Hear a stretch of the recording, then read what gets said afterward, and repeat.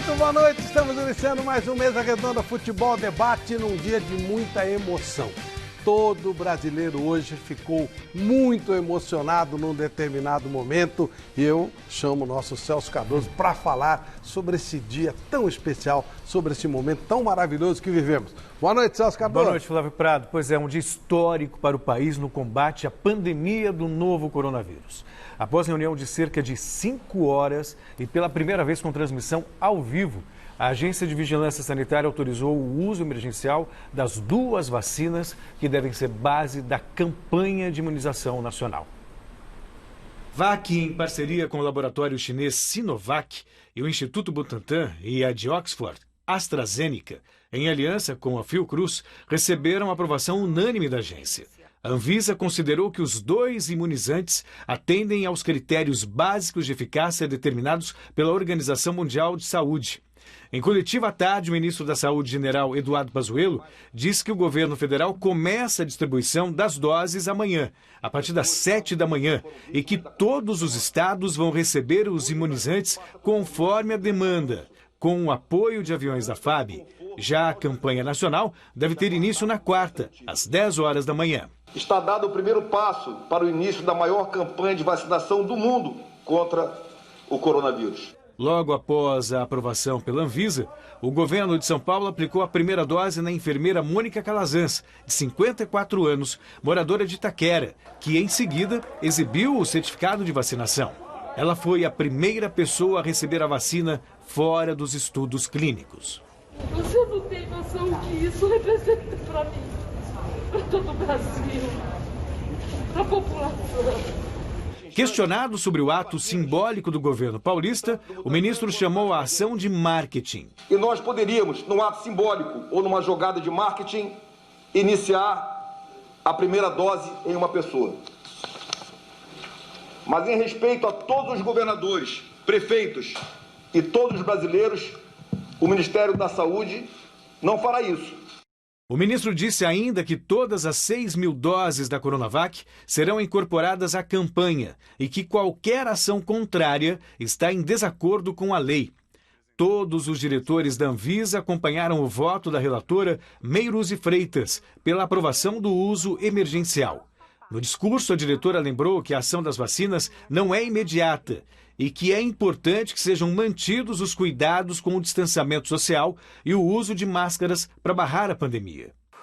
Reconheço o marco histórico e a contribuição valorosa da autorização de uso temporário e emergencial da vacina Covid-19 no enfrentamento da pandemia. Ressalta ainda o caráter decisivo das medidas de proteção e distanciamento social neste momento.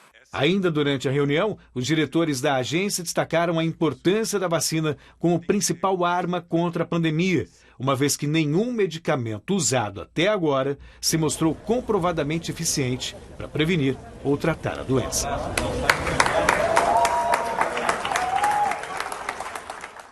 Impossível não se emocionar com o momento da vacinação da dona Mônica Calazans, a mulher mais rica do Brasil. Ela e aquela outra enfermeira índia que também foi vacinada. Muito emocionante, né, Depois de quase um ano sofrendo com mais de um ano sofrendo com essa pandemia, tantas vidas perdidas, finalmente tem a esperança, né, da gente poder ter mais força no combate à Covid-19. Uma excelente notícia para a gente abrir aqui o Mesa Redonda, Flávio. É isso. Na volta do intervalo a gente vai falar de futebol, tem muita coisa legal rolando, inclusive derby amanhã, tem o São Paulo, o Internacional colando no São Paulo, muita coisa bacana vai rolar, a gente volta já já com Mesa Redonda Futebol Debate.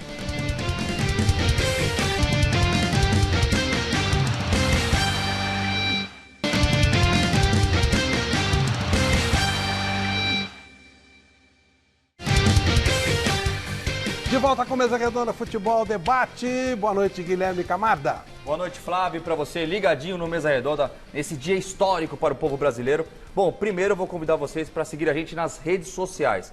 Vai lá no Twitter, o Twitter é @mesaredonda. Você também pode acompanhar nossos vídeos do programa no YouTube, youtube.com/mesaredonda. Pode acompanhar o programa ao vivo pelo aplicativo da TV Gazeta ou pelo gazetesportiva.com. E claro, na hashtag Mesa Redonda, vai lá no Twitter agora, interaja conosco, mande seu comentário, pergunta. E você também concorre a prêmios, é claro. Ó, tem 2 já garantidos para vocês, certo? Esse primeiro é a bola, presente da Topper em parceria com a loja Gol de Placa de Santo André. Esse aí já está garantido, é só lá na hashtag Mesa Redonda comentar. E o segundo, que está garantido para você, é essa camisa do Corinthians, do Basílio. E é o presente do Basílio também, pra gente. E caso a gente entre nos Trend Topics, também tem um outro presente para você. Hein? Né? Do Basílio é Retro 77. E tem o Basílio mesmo, mandou uma camisa também do Palmeiras, que é essa daí que vai aparecer na tela para vocês agora. Linda, maravilhosa, só que só se a gente entrar nos Trend Topics, essa daí, Flávio. Isso aí não tá garantido. O pessoal tem que mandar na hashtag Mesa Redonda bastante pergunta, interagir conosco e também responder a nossa enquete no gazetesportiva.com, que é a seguinte, é do jogo de amanhã, né? Quem leva a melhor no derby de amanhã no Allianz Parque? Palmeiras, Corinthians ou empata aí, Flávio Prado? Hein? Vamos ver. Eu acho que dá Corinthians. Dá Corinthians amanhã? Não. É puro achismo. Claro, até tem uma ideia, porque acho que o Corinthians está muito ligado nisso, está numa fase espetacular. O Palmeiras está com a cabeça lá longe, né? Só pensando na final de já está no Catar, já está no Grêmio. Então dá para... Mas o Palmeiras ganhar alguma zebra? Zero zebra, né? Zero empatar também não. Não, nada. Olha, hoje falando em Palmeiras, um grande palmeirense conosco aqui no Mesa Redonda. Vamos ver.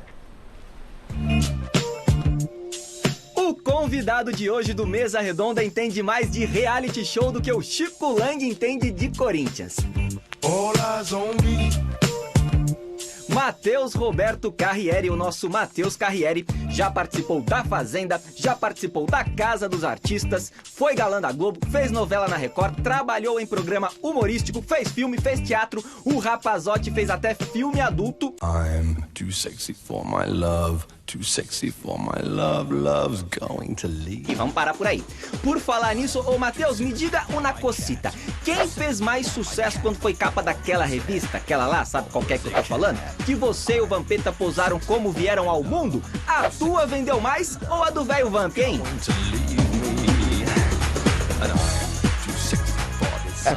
Boa noite, Matheus Carriere. Obrigado por estar aqui com a gente. E responda a pergunta, se você puder responder. O Vampeta ficou com medinho, nem veio. Eu acho que o ficou com medinho. Olha, eu vou falar que era difícil competir com o Vampeta.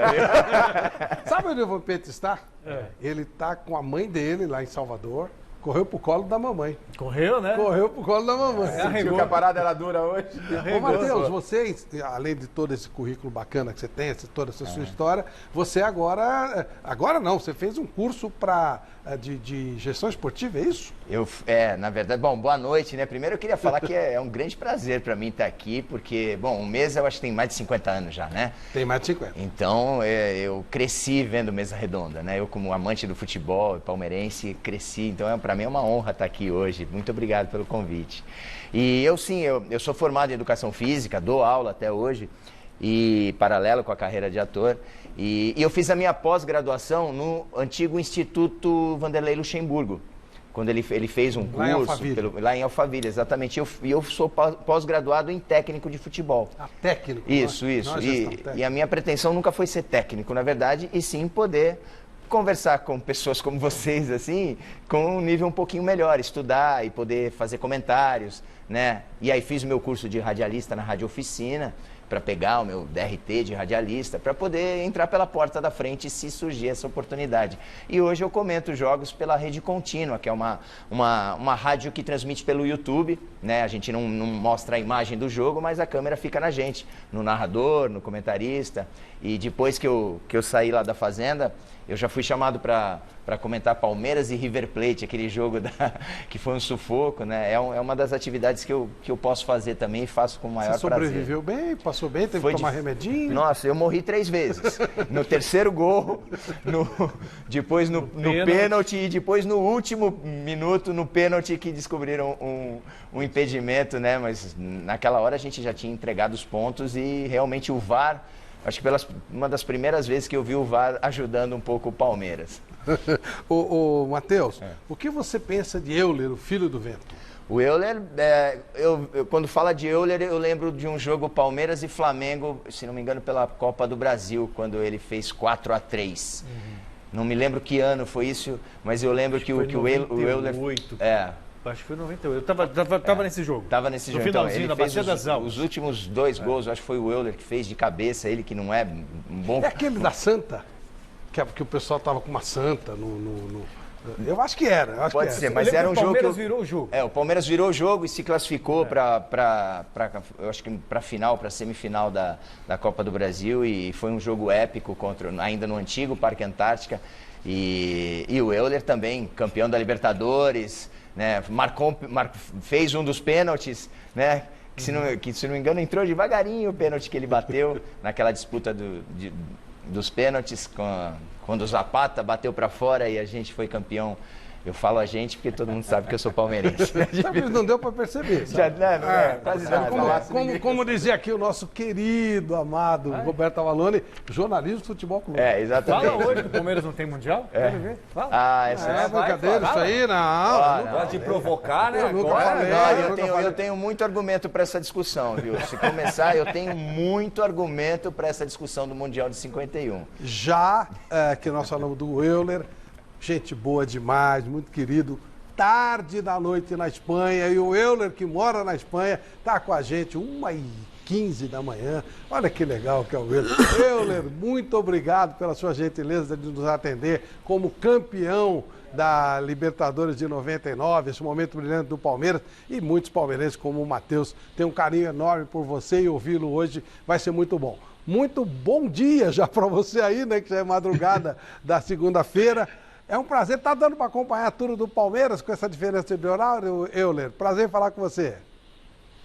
Muito prazer, boa noite a todos vocês, um grande abraço, uma satisfação muito grande poder estar participando novamente desse programa que é um marco aí na história do futebol.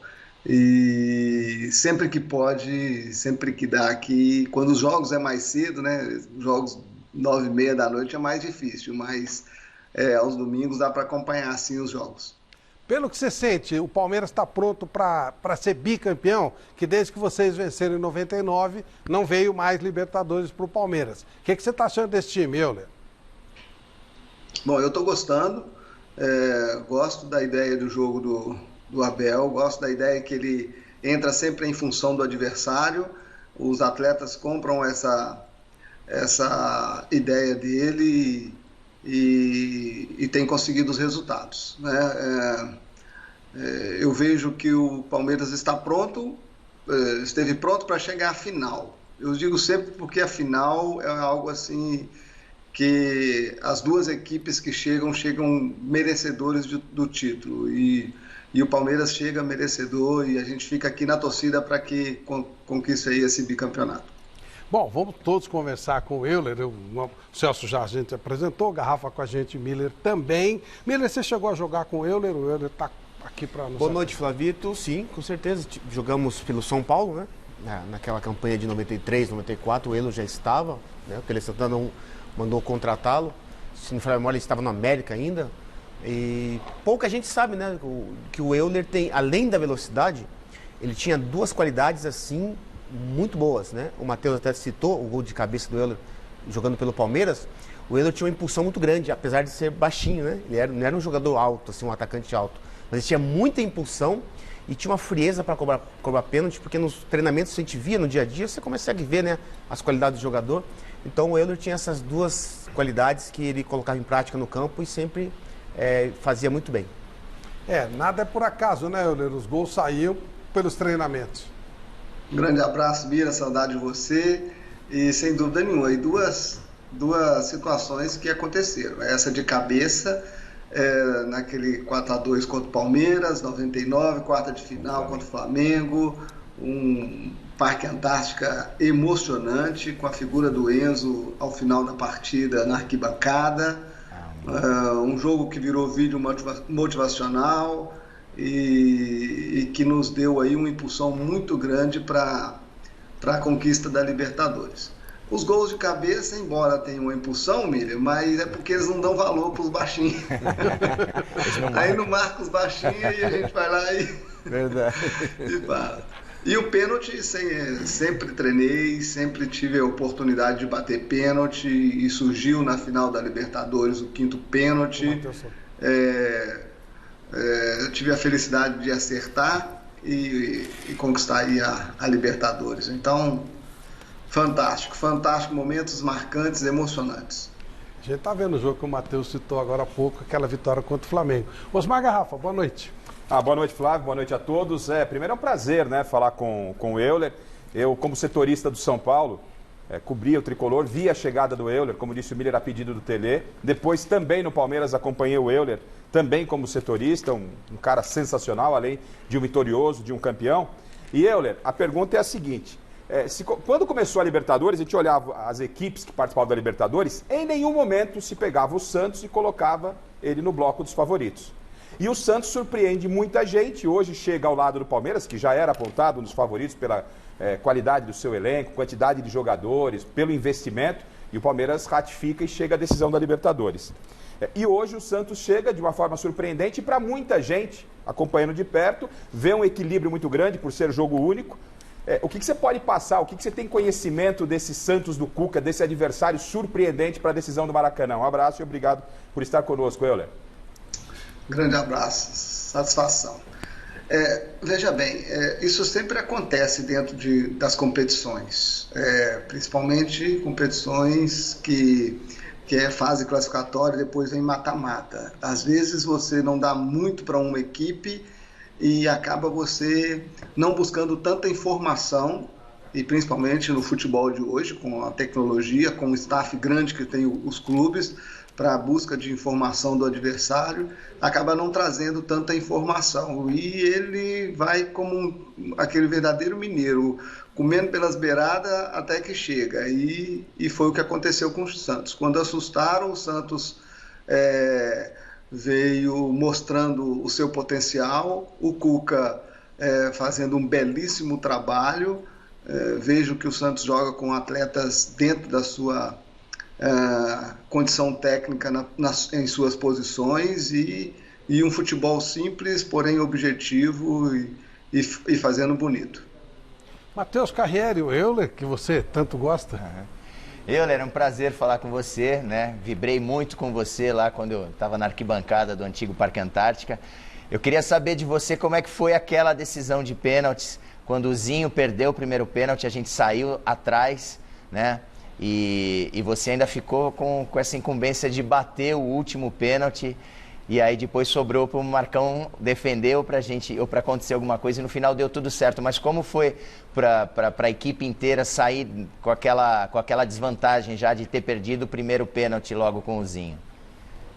Então, tudo isso tem uma história muito grande em cima desse pênalti, Matheus. Assim, logo quando eu fui contratado pelo Palmeiras, o Filipão me ligou e falou assim, olha, temos um planejamento, temos um plano para poder o Palmeiras jogar, ser campeão da Libertadores e jogar o Mundial. E você faz parte desse planejamento.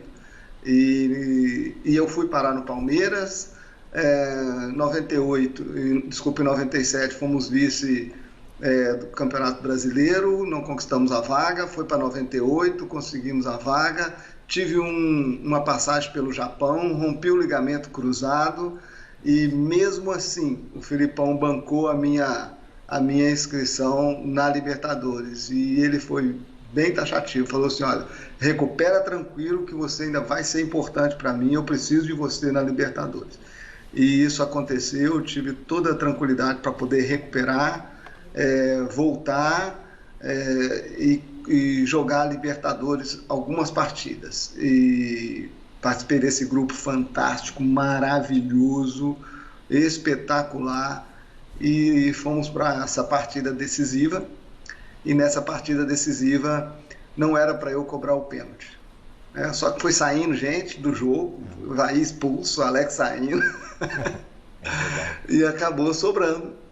O Paulo Nunes não quis bater o pênalti e o Filipão me chamou. Eu já vinha batendo pênaltis no Palmeiras e treinei, E confesso que a maioria dos meus pênaltis, 70% deles eram batidos no canto em que o goleiro pulou, o goleiro saiu, tanto que ele estava acertando todos os pênaltis, então eu estava ali observando os pênaltis e vendo que ele estava saindo em todos eles então eu já tinha estudado todos os jogadores e quando eu saí para bater, foi só coisa negativa na cabeça, lá do meio campo até pegar na bola. Pensando em só coisa ruim. Mas eu tive a felicidade de, no momento de bater o pênalti, olhar para ele, ver que ele saiu justamente no canto que eu ia bater, então eu virei o pé e por isso que a bola saiu no outro canto. Foi um mais assim, alívio do que alegria. A alegria veio logo depois que o Zabata bateu para fora, aí foi felicidade completa. Olha o sofrimento que é a cobrança de pênalti, né? Celso Cardoso. Euler, prazer enorme falar contigo novamente. Eu queria, claro que tem segunda-feira, tem clássico, né, Palmeiras e Corinthians, mas a cabeça do Palmeiras está na Libertadores da América, e diferentemente de outros anos, um jogo só. Isso equilibra mais as coisas, o fato de ser uma decisão de um único jogo? Sim, equilibra completamente. Naquela época, por exemplo, nós jogávamos até para perder de 1-0 fora. Porque sabíamos que a gente poderia, em casa, a gente reverteria esse resultado. Com a equipe que a gente tinha e com a torcida, lá na arquibancada, lá no Parque Antártica, a gente sabia que a gente ia reverter qualquer resultado. Qualquer não, né? Mas um placar mínimo a gente conseguiria reverter. Agora não tem isso. Você tem que ser muito cauteloso e muito cirúrgico, saber realmente o momento de atacar e defender bem. Então tem que estudar bastante, vai ter que passar a semana, treinar muito e estudar bastante a equipe adversária. Ô Euler, o que você está fazendo na Espanha? Você trabalha, você apenas resolveu morar no outro país? O que você faz na Espanha? Não, eu vim para cá por causa dos meus filhos, né? O Gabriel veio jogar futebol, ele era de menor e tinha necessidade de estar com os pais. Eu estava me preparando para ser técnico aí no Brasil, fiz o curso da CBF Academic, o B e o A, o nível B e o nível A, e aproveitei aqui, minha filha também faz ginástica rítmica, né, Eduarda, está até aí fazendo tratamento, fez uma cirurgia no ombro, está no Refis aí no São Paulo. Um abraço para ela que ela deve estar assistindo a gente. E aproveitei para mim poder fazer os cursos da UEFA de treinador aqui. E então eu me inscrevi, fiz o nível B, que é o nível 1, o nível 2, que é o nível A, e agora em junho, se Deus quiser, eu já começo o nível Pro, que é a UEFA Pro, que é o nível máximo para todo treinador, e estou como treinador do Safor Clube de Futebol, que é um clube aqui na região de Valência, na comunidade valenciana, na cidade de Gandia. É um clube que disputa a primeira regional valenciana e está sendo assim uma experiência marcante na minha vida. Na temporada passada fomos campeões, subimos e agora queremos o acesso novamente, porque temos o sonho aí de disputar a Copa do Rei. Que coisa boa. Aliás, acabou agora há pouco, o Barcelona foi eliminado e o Messi foi expulso, né, Euler? Isso, por isso que a gente tem esse sonho, porque é uma Copa que é igual à Copa do Brasil, sempre dá oportunidade aos clubes pequenos e sempre acaba chegando. Então a gente deseja isso também, tem esse sonho. Euler, muito obrigado por nos atender, obrigado pelo seu carinho. A gente vai te procurar outras vezes e vindo ao Brasil, por favor, compareça aqui nos nossos estúdios. Você é sempre muito querido, é sempre muito bom falar com você. Grande abraço, viu, Euler? Obrigado. Um grande abraço a todos vocês também. Satisfação. Que bacana. Euler, o filho do vento. E o Palmeiras, que joga amanhã contra o Corinthians, jogou na sexta-feira contra o Grêmio. Vamos relembrar como é que foi para a gente entrar para valer no derby, né? No jogo de amanhã entre Palmeiras e Corinthians. Vamos ver como é que foi o jogo de sexta.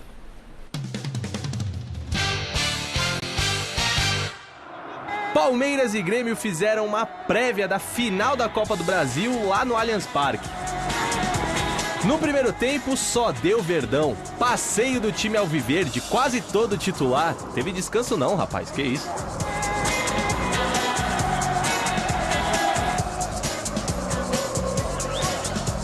O gol foi sair com Rafael Veiga aos 32 minutos, 1-0. Já na etapa final, o Grêmio foi buscar o prejuízo, hein? Olha essa defesaça do Everton no finzinho do jogo. Só que praticamente no lance seguinte não deu. Diego Souza tentou de novo e dessa vez acertou o fundo das redes. Teve até dancinha, rapaz, olha só. No último minuto de partida, o goleiro do Palmeiras fez um milagre em nova chance do Diego Souza, na falta. Final das contas, 1-1, passa a régua. Sem voz, o Abel Ferreira não participou da coletiva pós-jogo. E aí, João Martins, Verdão sem descanso para os titulares mesmo? Nós definimos o time titular de acordo com os que estão melhor preparados para cada jogo. E hoje escalámos este 11 muito por isso, por olhar para todos e escolher os que estão melhor preparados a todos os níveis. E agora a gente tem o jogo contra o Atlético em casa e o próprio Grenal que é lá em Porto Alegre. Então a gente sabe que a partir de hoje são clássicos e isso vai definir o que o Grêmio busca no Campeonato Brasileiro. Mas o Grêmio está vivíssimo no Campeonato Brasileiro também. Tá, e o Palmeiras também. Matheus, o jogo estava relativamente tranquilo e de repente engrossou, né? O Palmeiras fez um ótimo primeiro tempo, né? Entrou com os titulares e podia ter feito uma diferença um pouco maior no primeiro tempo. Perdeu aí, botou bola na trave, podia ter saído com 2-3-0 no primeiro tempo. E no segundo tempo, talvez o time tenha cansado, acho que está sentindo um pouquinho, né? Normal, mesmo com toda a fisiologia para colocar os melhores atletas em campo, os mais bem condicionados, os que têm menos risco de se lesionar. Mas mesmo assim eu sinto que o Palmeiras às vezes sente o cansaço no segundo tempo. E aí entra a fase desse grande goleiro, né? Sou fã dele, é um achado, assim, realmente eu gostava muito do Fernando Praz, mas o Everton é um goleiro especial. As defesas que ele tem feito, a segurança que ele passa e essa última defesa na falta do Diego Souza, né, que cobrou? Foi. É uma das defesas mais bonitas dos últimos tempos, eu computo, assim. Uma defesa plástica, difícil, foi lá buscar e realmente aí o Palmeiras conseguiu segurar esse empate, que eu acho que no final das contas foi até um bom resultado, com a brilhante atuação do Everton. Ó, gente, está muito desproporcional o negócio aqui, só tem palmeirense. E eu aqui de corintiano só na luta. Então, eu vou pedir reforço. Boa noite, Chico Lang. Vamos aumentar essa bancada corintiana aqui. Tudo bem, Chico? Tudo bem, Flávio. Prazer falar com você. Tudo bem? Bom, e aí, Chicão? Tá um Palmeiras para lá, Palmeiras para cá. Amanhã é dia de derby. O que rola amanhã, Chico? Bom, Flávio, antes da gente falar do derby do Corinthians e Palmeiras, eu quero dizer o seguinte sobre esse jogo contra o Grêmio. O Palmeiras, na verdade, ainda está com o fantasma do River Plate na cabeça. E por quê? Porque na hora de finalizar no primeiro tempo, quando criou várias chances, ficou evidente o nervosismo dos jogadores na hora de dar o toque final para as redes adversárias. Isso aí demonstra que eles estavam a fim de mostrar que o que aconteceu contra o River na última terça-feira foi vamos dizer assim, foi uma infelicidade, quando na verdade não foi. O River jogou muito melhor que o Palmeiras, colocou o Palmeiras na roda e colocou todo um trabalho do nosso querido Abel Ferreira em questão, né? E o Palmeiras contra o Grêmio no segundo tempo, concordo com o Matheus Carriere, ele simplesmente cansou. E o Palmeiras cansando, o Grêmio foi para cima. E se não fosse o Everton, né, com certeza sairia do Parque Antártica com uma derrota. Então eu acho assim que o Palmeiras está vivendo, está com a cabeça na Libertadores, mas não no futuro contra o Santos, está no passado contra o River. E isso aí o português vai ter que trocar, né? Vai ter que mudar. Eu achei estranho que ele não deu entrevista coletiva também, disse que estava rouco. Imagina, rouco, esquisito isso aí. E deixou para o auxiliar dar a entrevista. Talvez ele não quisesse falar a respeito dos jogos contra o Corinthians e contra a decisão contra o Santos e esse péssimo futebol que o Palmeiras mostrou no segundo tempo. E o gol que nós estamos vendo aí do Rafael Veiga foi uma jogada fenomenal do Bigode, né? Que recuperou a bola que estava praticamente perdida, cruzou, o Rony furou, né? E o Rafael Veiga pegou de lasquinha na bola, né? Pegou de lasquinha. Quer dizer, o gol saiu também meio na bamba, né? Vamos falar a verdade. Apesar do Palmeiras ter dominado o primeiro tempo. Então, eu acho que o Palmeiras, resumindo, está com a cabeça no passado. Aquela derrota para o River Plate pesou bastante, né? O Palmeiras não está recuperado psicologicamente dessa derrota, e isso é uma vantagem para o Corinthians no clássico, né? Eu acho que pode ser uma vantagem, como pode ser uma desvantagem, porque de repente o Palmeiras pega o Corinthians para Cristo e mostra que, afinal de contas, não esqueceu de jogar futebol. Mas o quadro de hoje vem do jogo de sexta, né? Sem dúvida nenhuma, o Palmeiras está abalado ainda com a derrota do River. O Palmeiras lembrou muito o Corinthians no jogo contra o River. Como? Tremeu pra caramba em Libertadores. O VAR ajudou pra caramba. Tava com o espírito corintiano. Mas aquele jogo do River, né? Só você que já falou, claro, pegando um gancho, né? Aquele jogo do River foi bom. Eu achei legal pra ver a fraqueza do treinador. Porque só faltou ele entrar em campo para se defender, né? Cortou 600 zagueiros, com exceção do Luan, que saiu o Gomes machucado, mas um treinador que deixa o time todo recuado e o River com um a menos, parecia que estava com um a mais, e o sufoco que ele deu no Palmeiras, porque o River, o que não jogou lá atrás, né, Celso? Jogou muito no Allianz Parque. Então acho que para mim foi culpa do treinador, do Abel. Acho que ele se acovardou, assim como o time, e mexeu muito mal no time. Você pode ver que a maioria das mudanças do zagueiro. Se você pegar, tá apaixonada por ele, você não vê tudo isso. Estou especificando, eu estou pontuando. Nesse jogo, ele foi covarde, ele errou, ele recuou o time. Tanto é que isso não pode dizer assim, ó, o zagueiro jogou mal do Palmeiras, o atacante jogou mal. Não. O time inteiro jogou. Com exceção do Everton, que isso aí. Para mim é um goleiro de seleção brasileira. Todo o time se acovardou, jogou mal, inclusive o treinador, nas mudanças que ele fez. Você pode ver as mudanças que ele fez, hein, Rafa? Até porque no segundo tempo, o Palmeiras, ele volta tão apático como foi no primeiro. Ele não tem uma reação, nenhuma alteração. Né? Então ele, como técnico, e a culpa não vai só nele, especificamente nesse jogo da volta contra o River, e eu tenho dito aqui que o Palmeiras se classificou por merecimento, isso ninguém tira, porque fez um 3-0 na Argentina, isso ninguém vai tirar. Tomou de 2-0 aqui, mas se classificou, não foi, ninguém entregou, bateram na porta da academia, tomou a classificação. O Palmeiras conquistou a classificação por mérito. Mas especificamente nesse jogo, tirando o Everton, ninguém jogou nada como disse o Miller, e o Abel foi muito mal nesse jogo. Ficou perdido, ficou de mãos atadas, vendo um time acuado, um time vendo escapar pelos dedos a classificação. Na mesma proporção, sem querer defendê-lo, que ele foi brilhante na montagem do time lá contra o River. Lá na Argentina, ele teve uma participação brilhante. Então, o que acontece? Aí você foi muito bem. Ele colocou o normal, 4-3-3, vamos colocar assim. Chega aqui, ele coloca 3 zagueiros no Allianz Parque. 3 zagueiros pra quê? Flávio, um zagueiro, Celso, um zagueiro que tá muito tempo sem jogar, sem ritmo de jogo, e deixa o Luan no banco, que é o melhor zagueiro do Palmeiras. Pra mim, o Luan é o melhor zagueiro do Palmeiras. O Luan fica no banco. Aí, quer dizer, os deuses do futebol conspiraram a favor, o Gomes machuca, entra o Luan, que é um jogador muito regular. Flávio, eu reconheço que ele foi bem demais lá em Buenos Aires. Ok, isso eu não discuto. Mas também o resultado cria certas ilusões, que parece que ele deu um nó tático no Galhardo. O River teve 2 chances claras de fazer no início do jogo. Pelo menos 2 gols do Palmeiras surgiram de falhas individuais, do goleiro, 15, 20, do zagueiro. Sabe? Então, de repente, vira um 3-0 sobre um dos melhores times do América do Sul, talvez o melhor. Aí cria essa coisa de né? Eu acho até que do Palmeiras, fantástico, de nó. Foi uma circunstância de um jogo.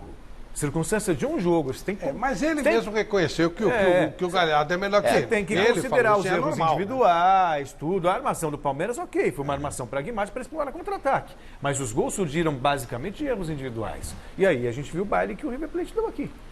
Então, nem tanto ao céu, nem tanto à terra. Eu acho que a gente tem que reconhecer o trabalho do Galhardo no segundo jogo, né? Que mudou realmente, ele colocou 3 zagueiros, mandou os 2 laterais, né? Como alas mesmo.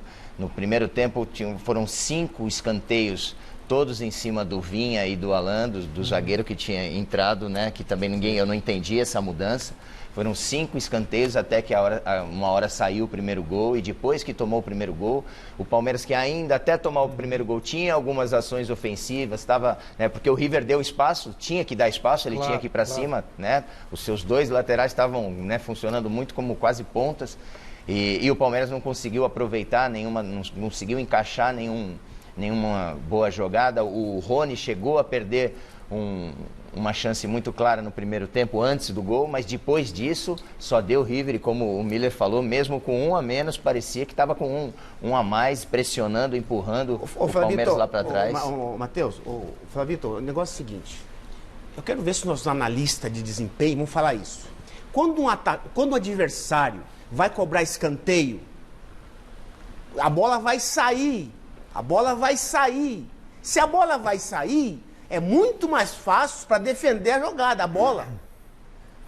E outra, quem fez o gol do River foi um zagueiro menor que o Guilherme.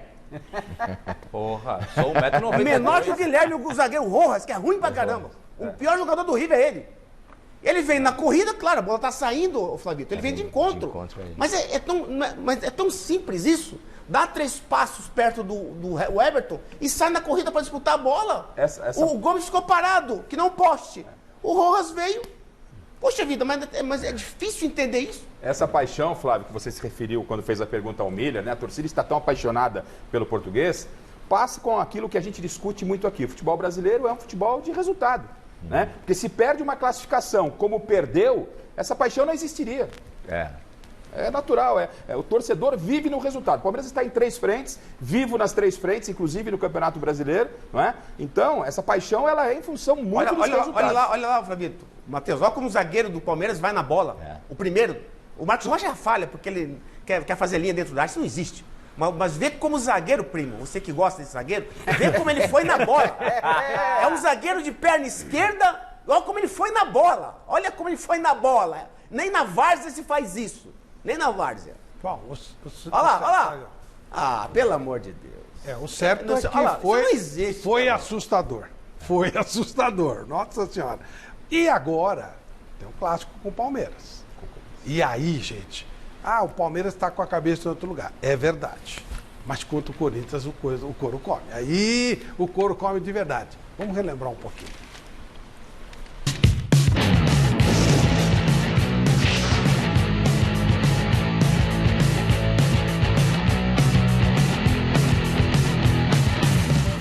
Vem aí mais um derby, rivalidade pura. No ano passado, Palmeiras e Corinthians se enfrentaram 4 vezes. O primeiro duelo marcou a volta do futebol em tempos de pandemia e deu timão em casa, 1-0, gol de Gil, resultado que manteve o Corinthians vivo na briga do Paulistão. E não deu outra, os rivais decidiram o título. Na ida na ZL em Itaquera, 0-0. Na volta na Zona Oeste, em Perdizes, o Palestra abriu o placar com o Luiz Adriano, ia levando o caneco até que no finzinho o Gomes cometeu penal bobo e o João empatou. Na decisão por pênaltis, o goleirão Everton fez a parte dele, enquanto o jovem Patrick de Paula chamou a responsa, bateu no peito e saiu pro abraço. Palmeiras campeão estadual, o que não rolava desde 2008 e de quebra impediu o tetra do Alvinegro. O primeiro turno do Campeonato Brasileiro de 2020, o Alviverde carimbou a recém-inaugurada Neoquímica Arena. Gols de Luiz Adriano e Gabriel Veron. Troco na medida certa, já que no primeiro derby do Allianz Parque em 2015 havia dado timão do Danilo. Nesta segunda, no lar do Cilar palmeirense, esses 2 gigantes se encaram de novo, agora pelo retorno do Brasileirão. O Corinthians, em busca de vaga na Liberta, tá doidinho da vida para tirar uma casquinha do periquito, finalista de Copa do Brasil e de Libertadores. Por um outro lado, o Palmeiras espera vencer o clássico e elevar o moral do time para as decisões das 2 Copas. Se não é final, o derby, como sempre, é um campeonato à parte.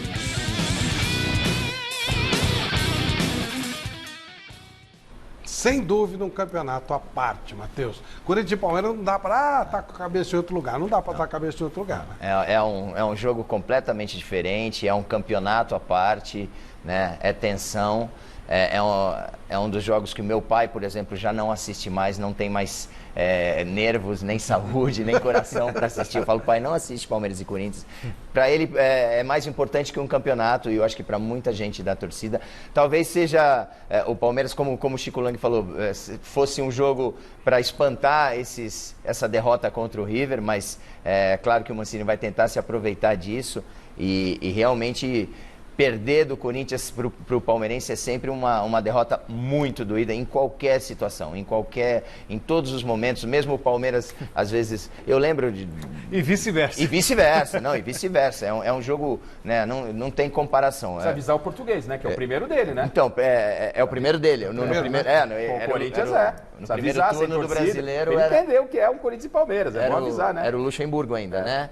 Então, que eu estava comentando aqui com o Garrafa, o jogo do primeiro turno foi o primeiro jogo do Brasileiro que eu já não assisti porque já estava confinado. Eu ainda assisti Palmeiras e Bragantino e depois entrei na Fazenda e aí o próximo jogo seria Palmeiras e Corinthians e aí a gente já não sabe, eu nunca... Quando eu saí, Luxemburgo saiu, depois entrou o Cebola, aí tem esse português que eu nunca tinha ouvido falar, né? Então, quem é esse português, cara? Foi uma surpresa. Nem os dirigentes do Palmeiras sabem. Então, foi uma surpresa, até para comentar o primeiro jogo, eu tive que fazer uma lição de casa, botar lá, ver da onde que veio. Todos nós, viu, tivemos. É verdade? Então, agora, esse jogo, principalmente no Allianz, né? É um jogo que o Palmeiras, por mais... com a cabeça na Libertadores esteja, tem que levar em consideração que é um jogo importante. Ô Chico, uma derrota do Palmeiras para o Corinthians pode mexer até com a decisão da Libertadores, do seu modo de entender? Flávio, eu acredito que sim. Inclusive, essa a tese defendida pelo técnico Mancini, né? Na última entrevista que ele deu. Ele acha que esse jogo e um resultado positivo para o Corinthians pode ser que prejudique o Palmeiras na Libertadores da América. Eu, particularmente, acredito que, como vocês disseram, é um campeonato à parte. Palmeiras e Corinthians hoje é o maior clássico do futebol brasileiro. Não me venham falar de Flamengo e Fluminense, porque o Fluminense hoje é um time bem abaixo do Flamengo, né?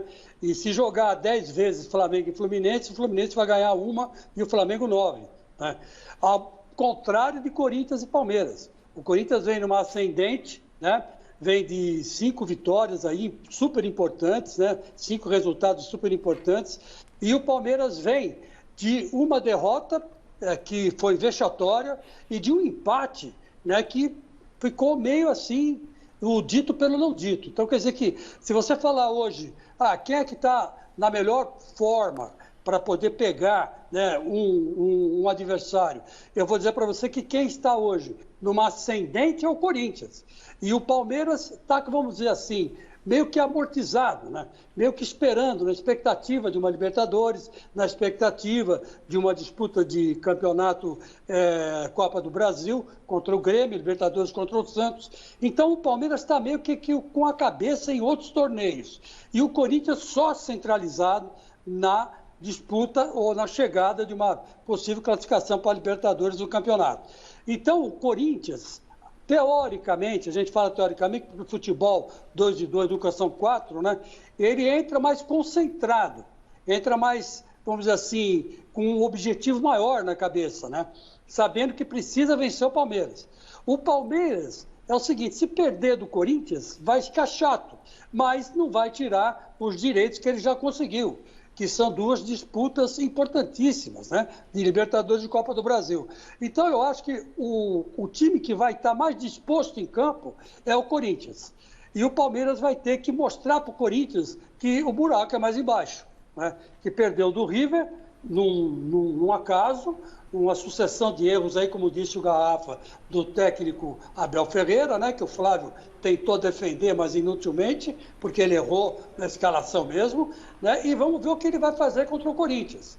Se ele entrar naquele esquema de 5-4-1, eu acho que ele vai encarar o Corinthians e vai tentar ganhar do Corinthians no contra-ataque, né? E isso que é importante. Agora, o Corinthians, ele não tem o Otero, né? O Otero é um homem importante. Tem Matheus Vital, que está tendo um apoio do técnico Mancini, além do normal. Enfim, e tem o Jô, que é sempre perigoso e sempre contra o Palmeiras o Jô dá sorte. Então, quer dizer, que temos os ingredientes aí que esquentam esse jogo, né? Que, infelizmente, é numa segunda-feira, devia ser num domingo, né? Para todo mundo poder assistir, porque vai ser um jogão de bola. O Miller, dá para se dar o luxo de... Temos dois compromissos enormes lá contra o Corinthians. Pode ficar assim, tipo, perdeu do Corinthians, mas tudo bem, tem Libertadores, tem Copa do Brasil, não passa batido. Ô, Flávio, é claro que um clássico, né?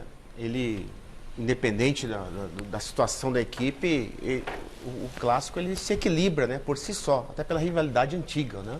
Então, é um clássico que nós sabemos que o time do Palmeiras é um time completo, o time do Corinthians vem aí, né? Numa ascensão muito grande, mas dificilmente você tem que colocar favorito, né? O Palmeiras, por mais que seja mais time em termos de contexto, mas o Corinthians está muito bem, né? O Mancini ajeitou a equipe, então acredito que, como o Corinthians precisa da vitória e o Palmeiras menos precisa da vitória, o Corinthians é claro que vai partir para cima. Então, para mim, não será um clássico que será empate. Acho que terá um vencedor. Mas agora é difícil eu cravar que o Corinthians vai vencer na casa do Palmeiras, o Palmeiras vai vencer. Eu acredito que é um clássico que não tem favorito, mas eu acredito que não vai dar empate por conta da situação que o Corinthians vive e precisa da vitória. Eu espero que não dê empate mesmo. Eu detesto empate em clássico. Acho que clássico não devia ter empate, cara. Um negócio, pô, tanta coisa, vai assim, aquele, né, o cara desafia o outro, empata, pô. Ô, Garrafa, por que o Corinthians melhorou tanto nos últimos tempos? Porque tem um técnico fazendo arroz com feijão, chamado Mancini. Arrozinho com feijão. Ele pegou um Corinthians bagunçado, né? Do rock and roll não saiu nem da sofrência, como a gente já sempre fala aqui, né? O Thiago chegou, não, porque eu vou mudar a história do Corinthians e, né, só fez bobagem. O Mancini chegou, pegou um time completamente desorganizado. A chegada do Fábio Santos foi decisiva. O Corinthians precisava de um homem ali pela lateral esquerda, né? O Fábio já conhece o Corinthians, conhece os atalhos, deu conta do recado. Entra o Gemerson na zaga ao lado do Gil, melhora bastante. O Jô começa a fazer os seus gols. Casares e Otero, como estamos em pandemia, os bares fechados, as crianças estão jogando. Isso é real, não adianta falar. Porque não vai me convencer que... Né, ele falou, não, mudei de vida. O Villa Country, é que mudar. Deixa eu abrir o Villa Country para ver se vai... O bicho vai brigar de novo. Tem um jogador que tá indo pra balada aí. O Arboleda foi pego na mas até agora não foram O Arboleda quase não faz besteira. Não foram. Agora, se sou o Abel, Flávio, se sou o Abel, e eu concordo com tudo que vocês disseram do peso de um Corinthians e Palmeiras, eu entendo que é um campeonato à parte, como o pai do Matheus disse, não quero nem, é uma loucura mesmo, mas se sou eu, Portuga, o que eu faço? Vai lá, o Palmeiras tem um elenco qualificado, bons jogadores, tem que analisar a situação de cada um. O objetivo, a obsessão é Copa Libertadores da América.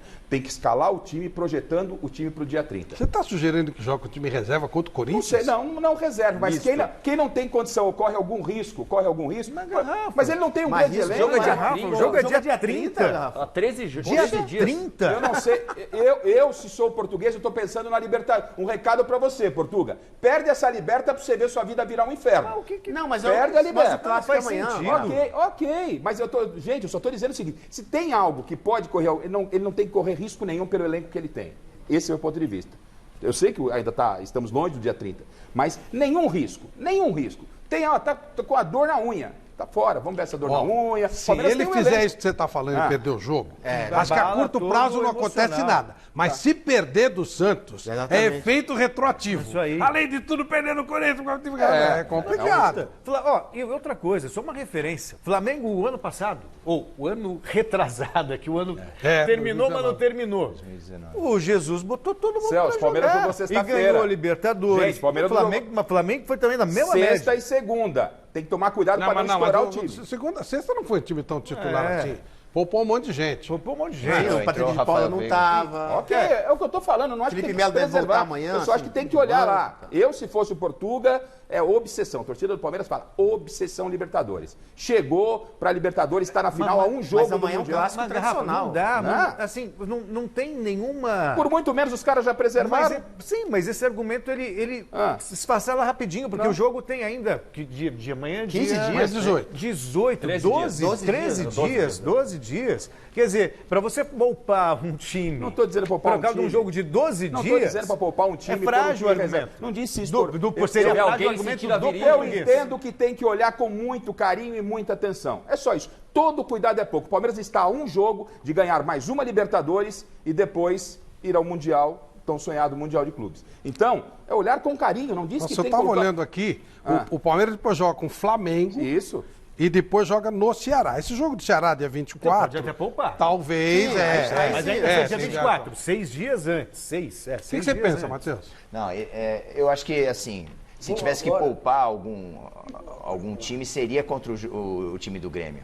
Para deixar uma força um pouquinho mais forte contra um jogo que historicamente é mais importante. Os 3 pontos valem do mesmo jeito, contra o Grêmio e contra o Corinthians, mas moralmente, assim, até para o ânimo dos jogadores, o jogo contra o Corinthians tem o seu valor. Se a gente tem uma boa vitória contra o Corinthians, ganha confiança. Né, a gente ganha confiança para o jogo mais importante, para não pôr por terra todo o trabalho do Abel por causa do jogo do River Plate, onde realmente o Palmeiras não existiu. E se perde, o fantasma River volta. Como o Miller falou, foi muito mal naquele jogo, e é verdade, é verdade. O segundo tempo contra o Grêmio não foi legal, e perde o Corinthians e fala, opa, tá virando fio na hora errada. Porque são jogos, né? Não, e outra coisa, o efeito psicológico de uma derrota para o Corinthians. Né? Ok, se perder com os titulares, esse efeito vai ter do mesmo jeito. Sim. Mas a possibilidade, a probabilidade de uma derrota com o time titular, ela é muito menor. A gente não defende aqui que o Palmeiras tem um dos melhores elencos do país. Você olha para o banco do Palmeiras, ninguém tem aquele elenco. Então, eu estou sendo precavido. O Palmeiras não precisa correr esse risco. Acho que qualquer time que o português colocar contra o Corinthians, ele vai pôr um time forte em campo. Não é? A gente prega muito isso, na Europa não tem titular, é jogo a jogo e tal. Então é o momento de se trabalhar, ele tem que olhar a tabela, vem Corinthians, depois vem Flamengo e tal, até já dia 30. Então chega lá, chama a comissão, e aí, como é que tá? Tá dodói, não tá? Como é que você tá? Dá para segurar? Tem que segurar um pouquinho esse aqui? Pode dar uma estourada e aí ficar mais de 30 dias? Segura a criança. Não, mas, Garrafa, eu acho que ele tem que entrar com força máxima, e eu acho que ele vai entrar com força máxima, até por conta do brilho do clássico, né? A rivalidade, aquela coisa toda. Perder pro Corinthians, o peso é maior do que perder pro Flamengo ou o Ceará. Não todo, só... Manda mensagem pra gente aqui, #Mesa Redonda, para falar o que você pensa, palmeirense ou corintiano, né? Eu, se fosse corintiano, por exemplo, eu queria que viesse com a força máxima. Que perder da babaiada é duro. Verdade. Claro, uma coisa que babaiada também. Você lembra? Reserva é reserva, velho. Não reserva é reserva. Mas Mas é que você gosta, não. Quando é que o Corinthians... Agora, não. Agora criaram essas palavras. Time alternativo. Tem time titular e tem a babaiada, que é isso. Inclusive é chamado de baba na gíria do futebol. Quando vai jogar com o Corinthians, as reservas viram babaiada. O Leandro concorda com o Garrafa. Tem o pessoal concordando também, mas tem gente falando que não, que clássico é clássico, tem bastante tempo para recuperação ainda para a final do dia 30. Tá bem, mas é uma estratégia você pôr o time em reserva também. Fala, agora joga você. Não teve o jogo que o Vasco foi com o time reserva e o Flamengo entrou com o time reserva também? Falou, não. É reserva com reserva. Mas seguir essa sua linha de raciocínio, o Palmeiras não joga mais então até o dia 30. Não, porque uma lesão muscular pode ter contra o Corinthians, pode ter contra o Flamengo, pode ter contra o Ceará. Gente, eu tô falando uma coisa simples. Se você, de um elenco de 11, você tirar 2 jogadores, o Palmeiras vai fortíssimo. Você vai pontuar. Aí tudo bem. É isso que eu tô falando. Aí você tá defendendo o time reserva. Aí não é dizendo, de time reserva em nenhum momento eu disse. Se ele tirar 2 posso titulares, não ter feito entender. Se ele tirar 2 titulares, aí não vai entrar o time reserva. Mas eu não disse. E aí, eu acho assim, hoje não existe 11 titulares. Isso. Hoje são 13, 14. Então eu acho olhar isso. pontualmente cada situação. Olhar pontualmente cada situação. Quando o Luan é reserva? Não, e ele entrou no transcorrer do jogo contra o Rio. Mas eu também não acho que o Palmeiras tem esse grande elenco todo, assim, tão qualificado, assim, como elenco. Né? Tem alguns setores que eu acho que por exemplo, quando não jogam os 3 meninos lá no meio campo, o Patrick de Paula e o Danilo e o menino, quando um desses 3 não jogam, né? Aí já... Quem você falou, Matheus? Menino? O Gabriel Menino. Gabriel Menino? O Danilo e o Patrick de Paula. Olha o grande elenco, 3 meninos. Então, mas é verdade. 3 moleques, olha o grande elenco. É um meio de campo que Não, você tá certo. Que engrenou. É o meio de campo dessa molecada que entrou bem. Esse banco de reserva pro Mancini, hein? E que jogou muito bem lá. Contra a Argentina, eles mataram a pau. Lá no jogo da Argentina contra o River, eles foram muito bem. Né? Acho que até gastaram toda a malandragem do futebol brasileiro, Gabriel Menino, né? Fazendo um jogo maravilhoso lá em Buenos Aires. Mas aqui em São Paulo, essa malandragem foi por terra. Então, eu acho que não tem esse grande elenco todo para tirar 11 e botar os outros 11. Pontualmente, como o Garrafa falou, talvez, né, a entrada do William Bigode, a entrada do Rafael Veiga, né, que são jogadores que têm uma qualidade assim para compor, mas não são os titulares. Risco zero. A volta do Felipe Melo, para mim, pode ser uma pergunta que eu tenho para vocês. O Abel chegou a colocar o Felipe Melo como zagueiro, como o Luxemburgo fazia? Não, para ele é volante. Ele com o português ele joga como volante? O Cebola já entregou o Felipe Melo como volante para ele. E aí, senhores, o Gustavo Gomes, eles estão lutando para que ele jogue a final. Ele jogou na Argentina, mas não jogou aqui. E o Palmeiras... Não jogou, mas saiu, né? Ele se machucou durante o jogo. Então, isso. Jogou só um pouquinho, né? Viu como lesão tira o jogador de mesmo jogos distantes? Mas aí, de novo, aí o time vai se segurando sem ele. Chega na final, ele entra, é isso? Não, bem, como é que o jogador pensa isso, o Miller? Não, titular é titular mesmo ou o cara que estava segurando o pepino... Olha, Flavito, até a final, são 13 dias, né, Celso? Até a final são 13 dias, aí assim, os 5 dias, né, que antecedem a final serão determinantes para ele, né, no dia a dia no campo, né? O mestre Tele Santana sempre dizia, tem que avaliar o jogador dentro de campo. Deixa ele treinar para ver o seu comportamento e ele mesmo vai dizer, ele é seu próprio médico. Ele mesmo vai dizer se ele vai jogar ou não. Então, mas ele é titular? Você acha que ele tem... Porque o Luan voltou no banco. Sim, eu acho errado. Acho que ele errou o português. Para mim, o Luan é o melhor jogador que tem ali. Na cabeça do português, o Gustavo Gomes é titular absoluto. Até porque ele é o capitão do time. Claro. Então ele vai esperar até 2 dias antes. Isso aí. Vocês colocariam. Tendo condição, vai pro jogo. Titular absoluto. Saiu por contusão. Você não pode tirar o cara. Não tem critério, né? Acho que na... O boleiro leva numa boa, isso. É isso mesmo? Sim, até porque não tem critério aí. Ele tá jogando bem, por contusão. Saiu por contusão? Vamos saber o seguinte. Vocês estão falando aí, o elenco, não sei o quê, o Garrafa deu uma sacaneada, queria ver se reserva no time do Corinthians e tal. Quer dizer que o Corinthians é bem inferior, é isso? Não sei, vamos ver. Vamos no quem é melhor? Vamos ver. Sem parcialidade, hein? Eu sou Chico Lang, viu? Vamos lá, quem é melhor? Corinthians ou Palmeiras? Solta, vamos ver. Vamos lá, o Everton e Cássio, começo com o Celso Cardoso. Deixar claro que é o momento, não é? É o momento. O Cássio, pra mim, sempre foi mais goleiro, mas o momento do Everton hoje, pra mim, o Everton hoje é o melhor goleiro do Brasil, pelo momento. O Everton. Matheus. O Cássio, eu acho que é um dos maiores goleiros da história do Corinthians, mas o Everton tá fazendo defesas milagrosas, maravilhosas, seguro. É o melhor goleiro do Brasil no momento. Garrafa. Não tem como deixar o Everton de fora dessa daí. O Everton. Miller. O momento do Everton, né? Goleiraço de seleção brasileira. Guilherme. O Everton também. No momento tá bem melhor que o Cássio. Chico Lang. Olha, meu amigo, me desculpe, momento, sei lá. Não tem momento. É o Cássio e acabou. Não tem o que discutir. Entendeu? Inclusive, o Everton, ele veio do terrão. Ele foi goleiro, nasceu no Corinthians. É verdade. Nasceu no Corinthians. Então, quer dizer, é uma disputa de corintianos. E corintiano por corintiano, eu sou o Cássio. Mas deu o Everton 1-0 para o Palmeiras. Vamos em frente. O senhor não votou, não? Já está resolvido, mas pelo momento ok, pelo momento sim, mas tranquilo. Será que vai jogar o Mike mesmo? O Mike que vai jogar? Mike ou Fagner? O Rocha está suspenso. Fagner. É verdade, tem razão, tá certo. Fagner. Sem dúvida. Matheus. Talvez ele colocasse o Gabriel Menino, né, na lateral, mas entre Mike e Fagner, eu não gosto do Fagner, mas ele leva essa... Eu não gosto do caráter do Fagner, mas enfim, o Fagner tem uma história de seleção brasileira, é outro nível de jogador, eu acho. Não é o Mosquito, mas está voando. Fagner. Tá voando com o Mosquito. Miller. O Fagner. Fagner também, sem dúvida. Chico. Ô, Flávio Prado, é bom que a gente diga o seguinte, o Mike, nas últimas entradas que deu no Palmeiras, ele saiu muito bem, viu? Saiu muito bem, melhor que o Marcos Rocha. Então você vai votar nele? Não vai votar. Não, vou votar no Fagner, porque o Fagner é jogador de Copa do Mundo, né? Então é Fagner. Tá certo, eu vou no Fagner também e fica 1-1. Vamos pra zaga? Alain Imperiur ou Gemerson? Aqui, dois caras que chegaram há pouco tempo. É uma disputa interessante. Por favor, momento, hein, gente? Sim. Momento. Não, sim.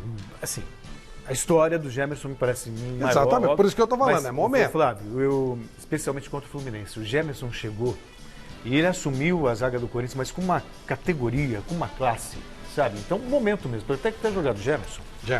Matheus. Então, eu vi um jogo do Imperiur e não foi um bom jogo, que foi contra o River aqui, então eu vou no Gemerson também. Tá, garrafa. Tô com o Celso nessa, o Gemerson chegou, colocou ordem na casa, falou, Gil, o que você precisa, filho? Isso aí. O que você precisa pra tirar? Porque eu sei que você tá meio, né, não por sua culpa, pela defesa. O Gil foi lá, falou pra ele, acabou o problema. Gemerson. Miller. Comentei com o Celso já quando ele foi contratado, você lembra? No Gazeta Esportiva com a Michele, que o Gemerson era um zagueiraço. Disparado o Gemerson. Gemerson também pra mim. Chico. Olha, não dá para comparar, né? Um é um garoto ainda, né? E o outro já é um cara consagrado. E, aliás, ele, até agora, no Corinthians, ele não cometeu um erro, desde que ele começou a jogar. Faz 3 jogos. 3 jogos ele não errou nada. Nem passe ele errou. Então, é o Gemerson. É o Gemerson. Eu também vou de Gemerson. E o Corinthians fica, então, com 2-1. Luan e Gil. Celso Cardoso. Gil. É difícil, hein? Matheus. Eu gosto mais do Luan. Garrafa. Para o ímpar da pelada, tem os dois. Eu ganhei, eu trago o Gil pro meu time. Gil. Miller. Apesar de eu gostar muito do Luan, ter elogiado aqui há pouco tempo, mas eu fico com o Gil. Guilherme. Eu fico com o Luan. Nesse momento eu prefiro o Luan. Chico. Olha, no momento o Gil está bem melhor que o Luan. Tanto é verdade que as bolas altas, né, que eram um perigo na área do Corinthians, hoje já não são tanto, porque o Gil no jogo aéreo está muito bem. Então, por causa disso, eu sou Gil. Se bem que reconheço que o Luan também pode jogar de volante, né? Ele tem essa habilidade que o Gil talvez não tenha. Mas, enfim, é Gil. Eu vou de Luan. Ganhou o Gil, né? Ganhou o Gil por um votinho. Tá bom. Então, Gil. Ótimo. Vamos em frente. Já entrou. Matias Vinha ou Fábio Santos? Celso. Difícil, hein? Essa talvez seja uma das mais difíceis. Mas eu fico... O Fábio Santos entrou, acertou o time do Corinthians. Posso desligar você? Mas o mestre... O mestre tá aí. 3 volantes! O mestre está, como vocês estão vendo, se posicionando para a entrada. Mas enfim, o Fábio Santos acertou o setor defensivo do Corinthians, pela experiência, por tudo. Mas o Vinha, ele é bom defensivamente e é bom ofensivamente. Eu fico com o Vinha. Matheus. Eu gosto mais do Vinha também. O Vinha tem sido um belo coadjuvante nesse Palmeiras. O Fábio Santos chegou em pouco tempo, se tornou protagonista. Então, para mim, Fábio Santos. Miller. O Vinha é mais novo que o Fábio Santos, né? Mas eu fico com o Fábio Santos, porque ele joga muita bola. Fábio Santos. Guilherme. Eu também fico com o Fábio Santos, porque ele chegou e resolveu os problemas do Corinthians. Chico. O Vinha, ultimamente, não está jogando tão bem como estava vindo jogando, né? Ele deu um decréscimo, ele deu uma caída. Então, eu acho que o Fábio Santos, apesar de ser bem mais velho que ele, quase 10 anos mais velho, né? Ele está jogando melhor, está mais regular, né? E ajudou o Corinthians a acertar a defesa. Então, eu sou Fábio Santos. Eu também vou de Fábio Santos. E aí fica 4-1 pro Palmeiras. Vocês parecem malucos. Pro Corinthians. É. Vocês parecem malucos. É o melhor elenco. Você tá 4-1 pro Corinthians. 4-1. Não, mas era muito melhor. Já não vai ser muito melhor. Se der virada, já vai ser apertado. Uma coisa é o elenco, outra coisa é o time. Sei. Na hora de fazer as alterações, o português tem muito mais recursos do que tem o Wagner Mancini. Sei. Aí o não elenco... precisa alterar. Mas do 1 a 11, aí é equilíbrio. E não tem o Gomes também, né? O senhor do Gazeta Esportiva lá que soltava o Thiago Nunes, o senhor falava que o problema era o time. Eu falei, o time não é tão ruim. Olha o que está acontecendo. Não, o Thiago Nunes não tem culpa, esse Corinthians é horroroso. Tá aí, agora você está querendo cutucar a gente. Não estou querendo nada, que você mesmo falou que disparado, não sei o que. Eu tô vendo o que é diferente. Sabonete. Sabonete. É sabonete. Bagre ensaboado, senhor. Zé Rafael ou Gabriel? Zé Rafael. Agora vocês vão forçar o Palmeiras para justificar. Eu devia ter ficado quieto. E depois... Falou muito cedo. A cara do Celso, ó. Matheus. Não. Você quer que eu justifique ou não? Você vai fazer quiser calúnias a meu justificar, respeito? pode justificar. A pessoa fica aí fazendo insinuações. O Gabriel, ele até que... Claro, ele falou nada demais. Não falei nada. O jogo está virando observação contra o que senhor, nem cabia, Flávio não é? Ah, quer saber de uma coisa? Não vou nem justificar mais. Vai lá, Marcos. Cita. Bom, o Gabriel tem a parte defensiva, um pouco, é um volantão mais antigo, eu acho, daquele mais chamado brucutu, assim, na minha opinião. E o Zé Rafael tem mais recurso. Então eu gosto mais do Zé Rafael. Garrafa. O Mancini conseguiu colocar o Gabriel nos eixos dentro dessa característica que o Matheus falou. Volante, né? Tem sido peça fundamental. Melhorou a saída de jogo. Tem sido peça fundamental nessa ascensão do Corinthians. Mas, como o Matheus disse, na qualidade do conjunto todo, no Para o Ímpar eu trago o Zé Rafael. Miller. Zé Rafael. Guilherme. O Gabriel melhorou muito com a vinda do Mancini, tá jogando bem, por isso eu voto no Zé Rafael. Chico, estão acabando com o teu volante aqui. Pois é, e se é momento então é Gabriel. O Gabriel está jogando bem, tá vindo de uma ascensão enorme, inclusive nos últimos 3 jogos, se não me falha a memória, ele cometeu acho que 1 ou 2 faltas. Quer dizer, até isso ele está parando de dar butinada, né? Então, esse zagueiro brucutu que o Carriere falou, ele está deixando de ser brucutu para ser um volante mais participativo de jogo, né? Então, eu voto no Gabriel. A culpa é minha, eu falei antes aí, agora. Eles ficam. Eu vou de Gabriel, claro. Aí Zé Rafael não é nem titular. O Zé Rafael nem titular é. Ele entra, sai, não é nem titular. O senhor apaga Mas daí não pode votar nele porque ele não é titular, mas é titular agora? Uma coisa é certa. Você tem um titular no reserva, você vota no reserva? Pra você ver como o elenco do O Gabriel Palmeiras talvez é esteja vivendo o melhor momento dele na temporada. Pode mudar o voto se quiser. Não vou mudar não. Não vou mudar. Mas a verdade seja dita, ele ao lado do Fagner e do Gustavo Mosquito acertaram o lado direito do Corinthians, sim. Mas o Zé Rafael... Você dá corda pra ele, Celso. Ele já você vamos em frente, vamos lá. Até que tá agora, tá 4-2 pro pior elenco. O muito pior elenco. Mas você tá falando, mas não acabou. Gabriel Menino e Cantígio. Aí é fácil. É fácil. Fácil também não. Fácil, sim, é fácil. Poxa vida. Ah, pelo amor de Deus, né? Para. Olha as bolas enfiadas do Cantígio. Mas ele jogou 3 jogos no ano. Não importa, mas joga muito. Machuca toda hora. Gabriel Menino. Para mim, uma das maiores revelações do futebol brasileiro, Gabriel Menino. Vamos aproveitar enquanto dura. Gabriel Menino já vai vazar com o futebol que está jogando. É um garoto sensacional, é diferente. Não tem como, me desculpe o Cantígio. Vem Gabriel Menino. Miller. Aí Davi Golias, no caso.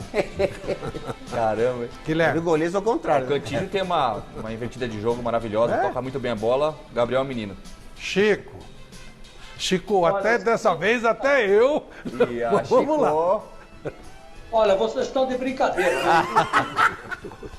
Nesse meio de semana no Gazeta Esportiva, eu vi uma notícia inédita, né? Muito palmeirense não gostou, mas o Gabriel Menino foi visto numa clínica na Higienópolis, né?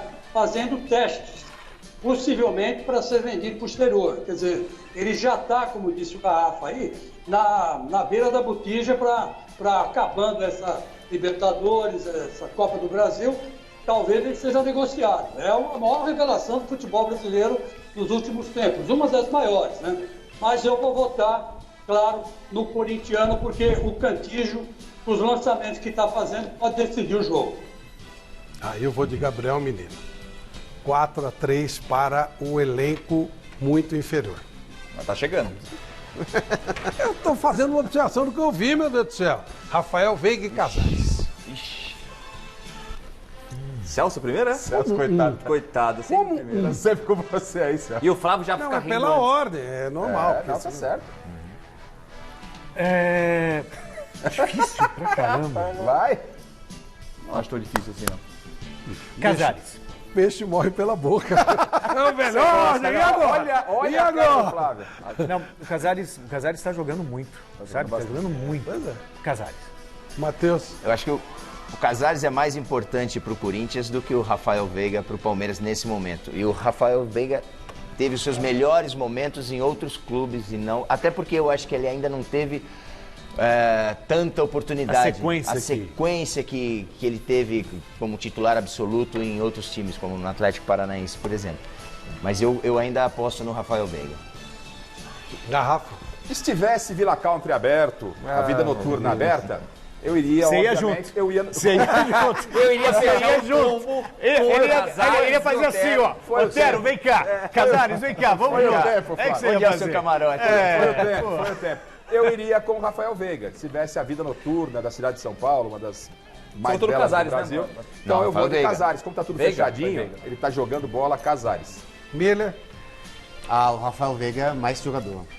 Não só pela juventude, mas eu acho que tecnicamente ele Mais jogador. Guilherme. Eu acho que o Rafael Veiga pode ser mais jogador, mas não está sendo, para mim, o Casares. Chico Lang. Eu acho que hoje o Casares é a melhor meia esquerda do futebol brasileiro. Na minha opinião. Ele está jogando muita bola, muita bola. Foi uma das pisadas, né, feias que deu lá o Sampaoli, em ter pensado ele do time. Mas, enfim, fico com o Casares, pela experiência e pelo atual momento que ele está jogando.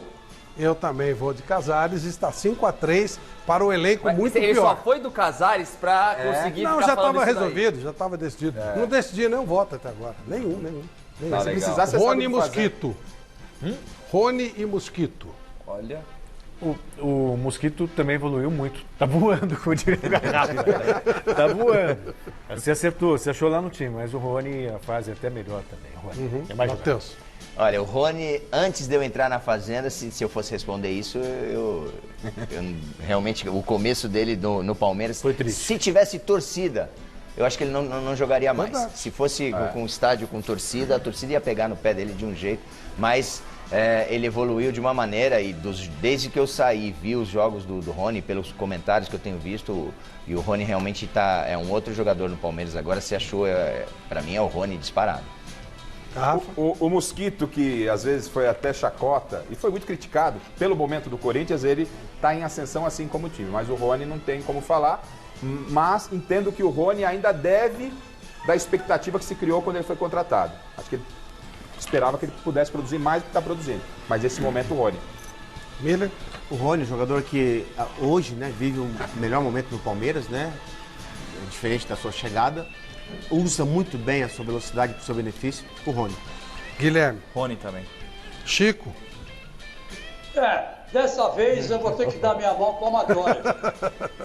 E vou ter que votar no Mosquito. Ele realmente é um jogador que está alavancando o Corinthians, né? Você vê que toda bola, quando cai pela ponta direita, o Mosquito é o cara da criação, né? E do desafogo do ataque corintiano. Então, acho que o Mosquito hoje está numa melhor fase que o Rony. Ô Chico, eu tô querendo ajudar. Você fala que o Mosquito tá alavancando o time. Aí é duro, hein? Se tá dependendo do Mosquito, aí é coisa Mas feia. é uma questão de encaixe, né, Flávio? Eu sei, mas- Tá jogando, igual o Não, Luciano tá, em São tá. Paulo. Mas o Rony... Vou de Rony, vai. Então tá 5-4 pro time infinitamente inferior, né? Em Time não, frente, elenco. É fácil também. E também ninguém falou infinitamente, não. Você tá Gustavo distorcendo. Scarpa, o Garrafa. Gustavo Scarpa e Matheus Vital. Vital. Fácil. Não, fácil. Fácil. É, fácil. Fácil pra quem? É fácil. É? Os dois? É. Scarpa disparado. É? Pra mim, é Scarpa disparado. Já tem um voto dele. Eu Então vou meu com voto ele. é Matheus Vital. Não vejo nada de disparado, Eu não. vou com o relator ali, Scarpa. Eu acho que o Scarpa, inclusive, um baita sono. Ele precisa dar uma. Ele é mais jogador, mas não tá jogando. É, Tá o falando de Matheus momento. Vital, não? Vital melhorou nos últimos jogos. Nossa, Não, tá maluco, o ele Vital jogou tem o sido último um jogo. sono eterno. Nos últimos jogos ele melhorou. péssimo. O Scarpa ainda não jogou no Palmeiras o que pode jogar. No paro ímpar do Garrafa, claro que eu prefiro o Scarpa. Mas hoje o Vital nos últimos jogos tá melhor. Eu vou de Scarpa. Antecipei meu voto. Eu votei no Vital. Eu vou de Scarpa também. Celso votou no Scarpa. Já tem a bola parada, o chute fora da área, o Scarpa pra mim. Scarpa pra você. O Mancini tem feito coisas importantes no Corinthians. Tendo como base o último jogo, né, a informação que a gente teve, ele chegou no vestiário, tirou aquela toquinha de dormir do Matheus Vital, até marcou um gol. Porque é ele no sofá, o Matheus Vital no sofá, na poltroninha do papai, e o Luan deitado no sofazão de casal. Mas o Mancini deu um jeito no Vital, mas o Scarpa é mais jogador que ele. Miller. Em termos de desempenho, aí eles estão meio que, né? É isso, é. Em termos de desempenho. mas eu vou ficar com o Scarpa porque o Scarpa ele tem muito mais recursos do que o Matheus. Eu também concordo. O Chico? Olha, eu acho que o Mancini está fazendo um esforço muito grande para recuperar o Matheus Vital. Mas, na atualidade, o Matheus Vital ainda não está recuperado. Essa que é a verdade. Está se recuperando. E o Scarpa é uma realidade. Então, vou, para contrariar muita gente, o senhor está dizendo que eu sou corintiano demais, eu só voto corintiano, vou votar no Scarpa. Muito bem, Chico. Isenção acima de tudo. Empate. Empate, e agora? Você vai falar o quê?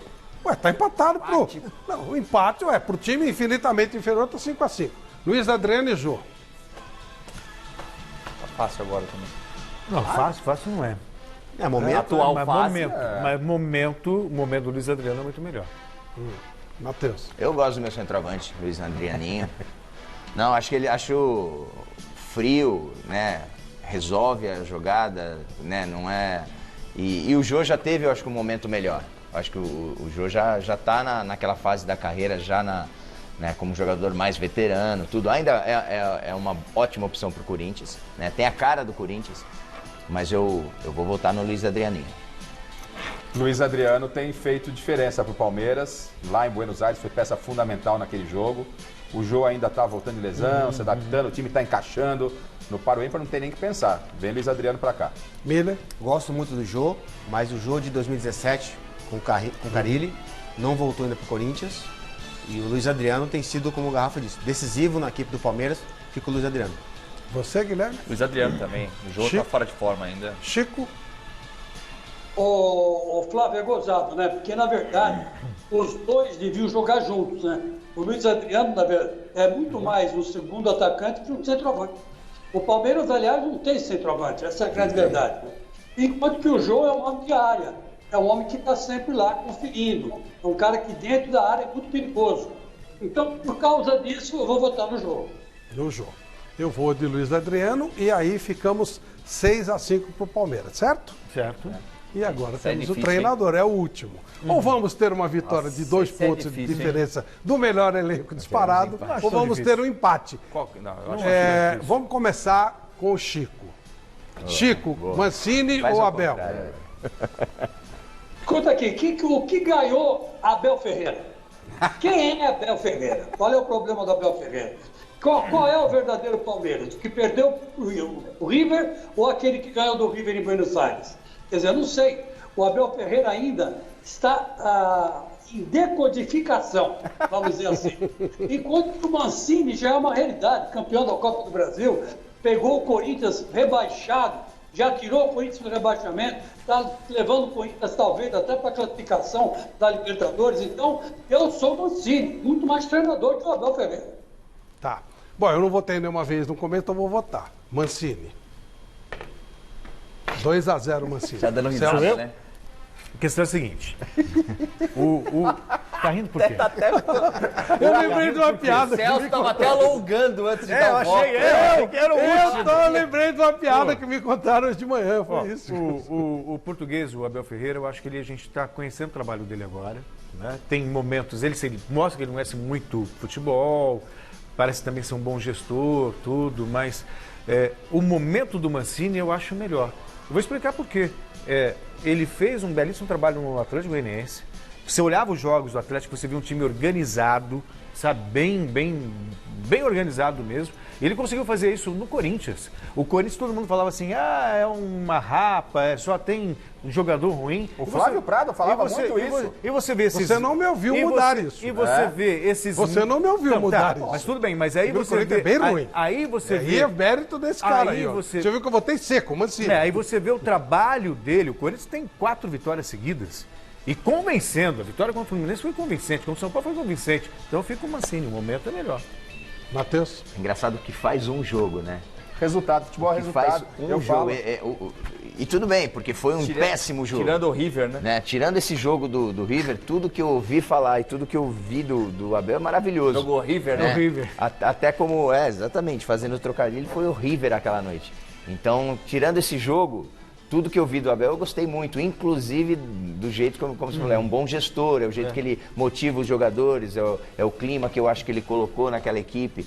Mas realmente aquele jogo do River colocou um sinal. E o que o Chico Lang falou é perfeito, né? Qual é a característica do trabalho do Abel? É aquele jogo lá na Argentina ou é o jogo daqui, né? Então, agora o Mancini também ganhou a Copa do Brasil. Ele tem uma Copa do Brasil. Com o Paulista, né? Então, com o Paulista de Jundiaí. Então, não é que... também não é aquele técnico tão vitorioso assim, né? Não tem aquela... Isso faz 15 anos. Né? Ele estava até como gerente até em outras equipes, São Paulo, né? Tinha deixado de ser técnico mesmo, mas está fazendo um trabalho muito bom no Corinthians, né? Mas agora eu vou Chico Languear e vou ficar com o Abel. Osmar Garrafa. Ô Flávio, a palavra... Só lembrando, só falta um voto pro Mancini ganhar, tá? Só... Tá legal. Tem um voto do Chico, um seu, um meu, 3-1. 3-1. Faltam 3.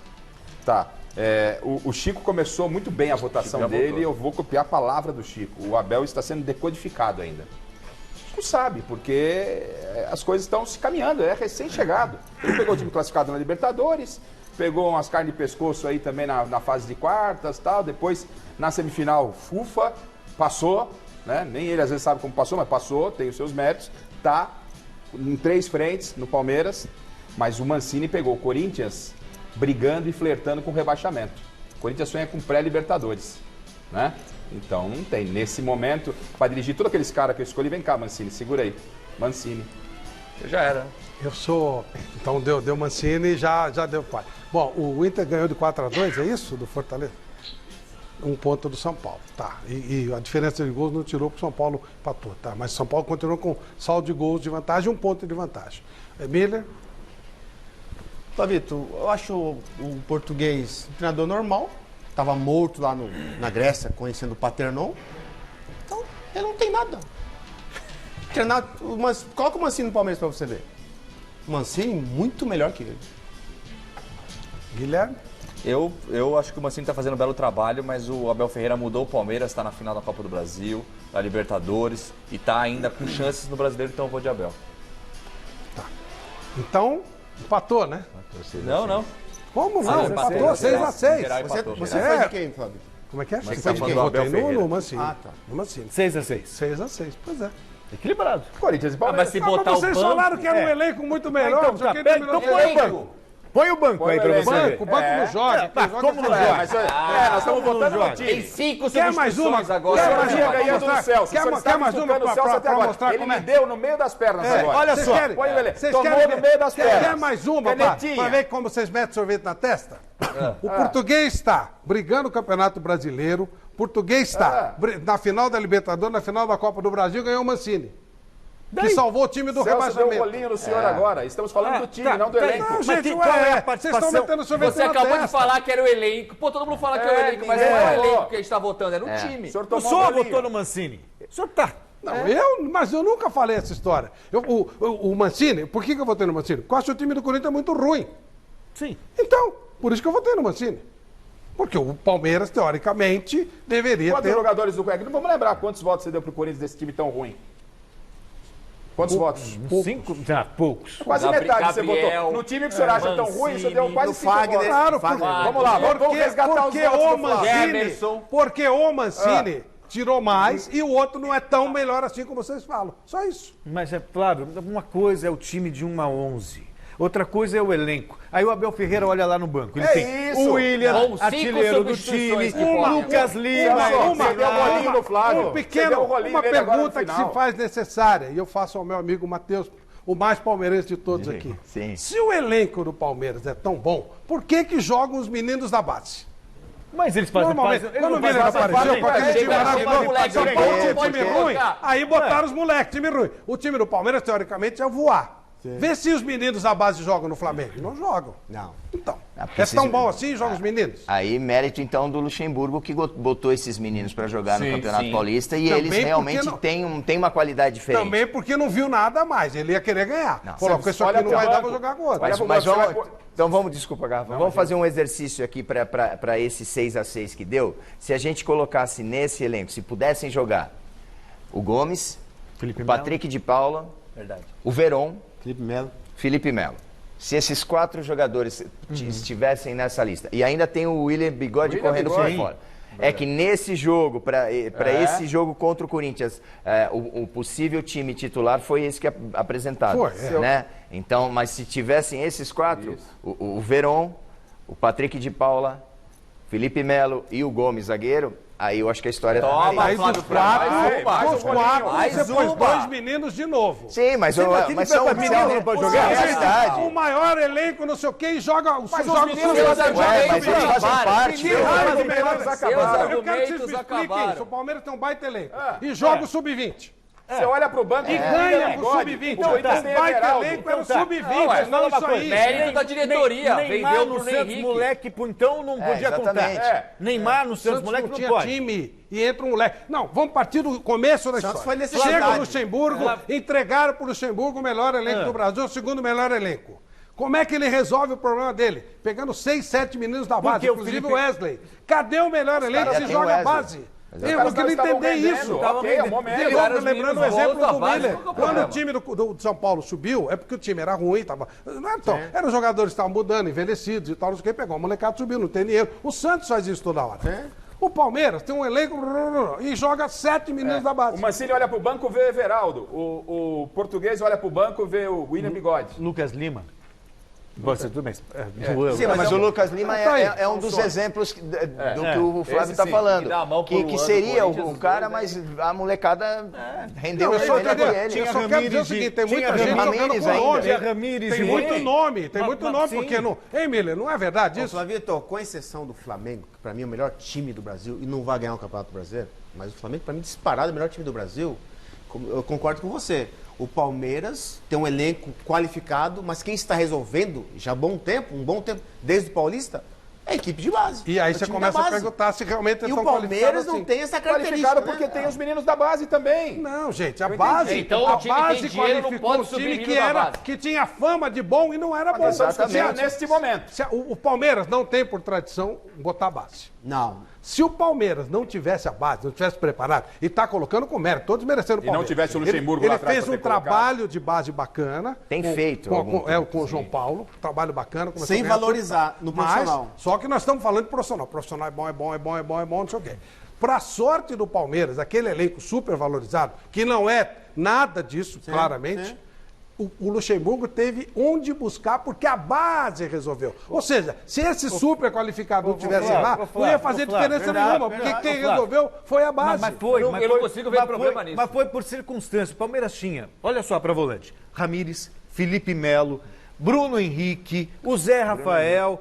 Mas você vai falar que esses não são grandes nomes? São nomes. Algum deles está jogando mais que o Gabriel Menino, que o Patrick de Paula. Mas aí uma circunstância, isso não significa... Gente, então não precisava tudo isso. Aí não, Celso, aí não é circunstância. É claro que é. Aí é necessidade. Mas não, você Vanderlei viu que o Bruno Henrique não estava jogando nada. Ele viu que...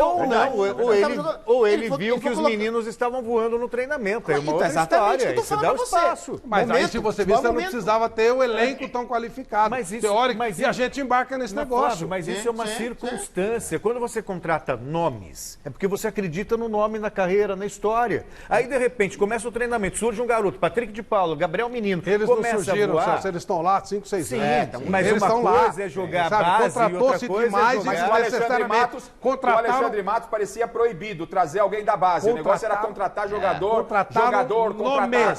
contrataram nomes. Os jogadores estavam lá. Contrataram nomes. Os jogadores estavam lá.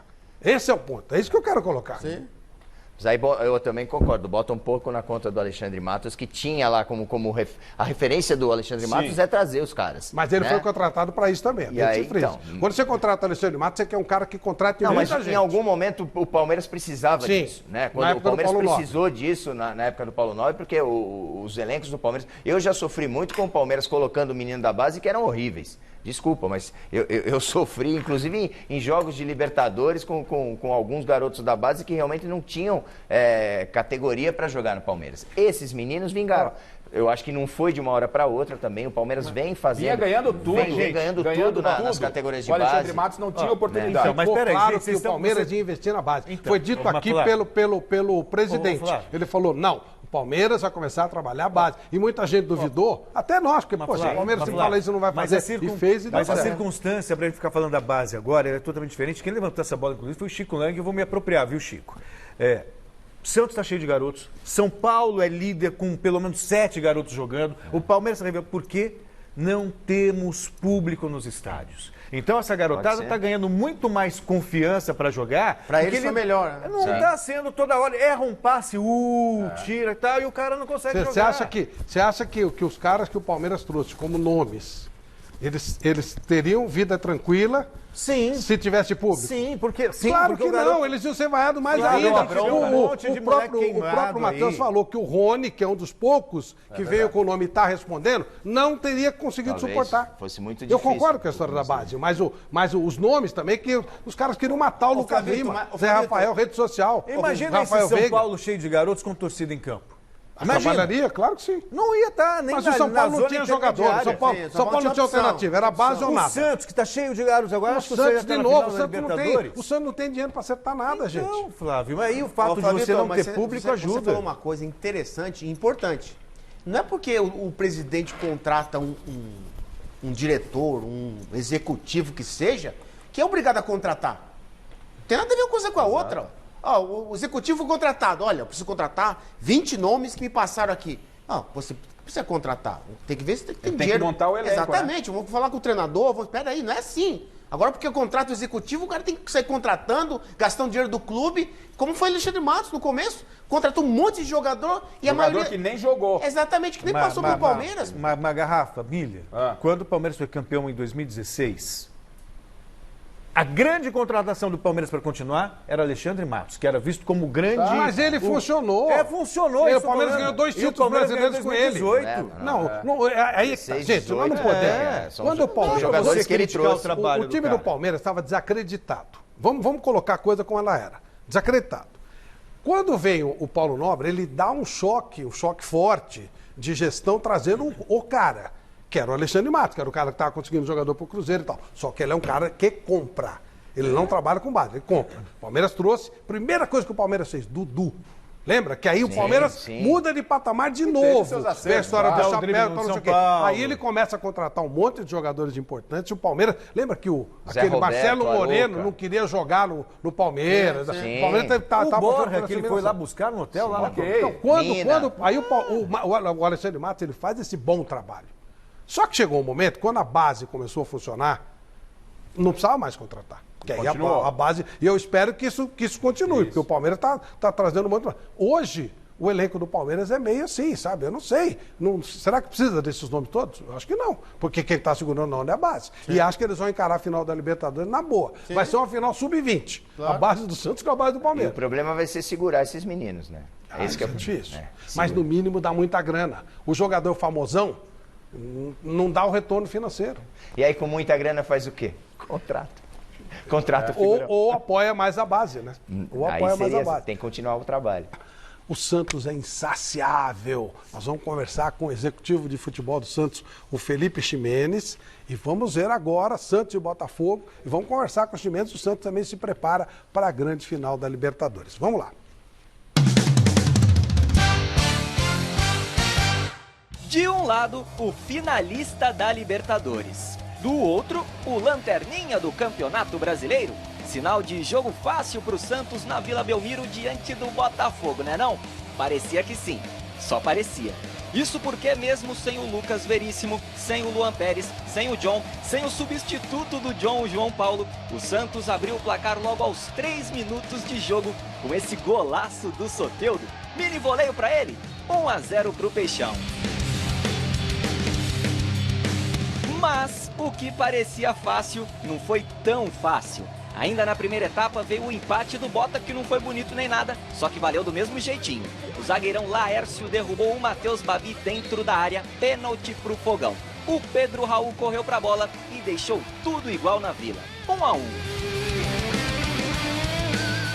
No segundo tempo, o Caio Jorge, com esse chute aí que eu te juro que lá do estádio pareceu o gol, e o Marinho, com essa cobrança de falta milimétrica no travessão, quase recolocaram o Santos em vantagem na Vila.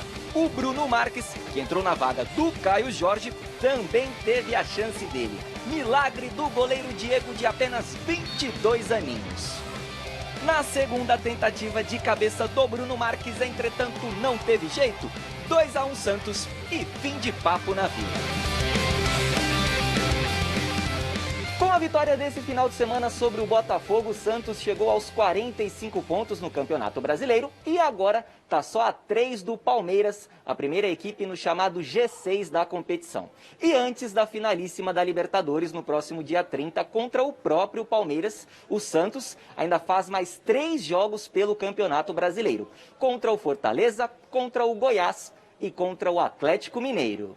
Fizemos um bom primeiro tempo, onde saiu um jogo um pouco mais equilibrado e um ótimo, excelente segundo tempo, onde a gente comandou muito o jogo, né? Criamos muitas oportunidades, envolvemos bastante o adversário e até que uma hora a bola acabou entrando, tanto que nós criamos, então acredito que tenha sido um placar justo, com duas etapas diferentes, uma bem jogada e a outra muito bem jogada.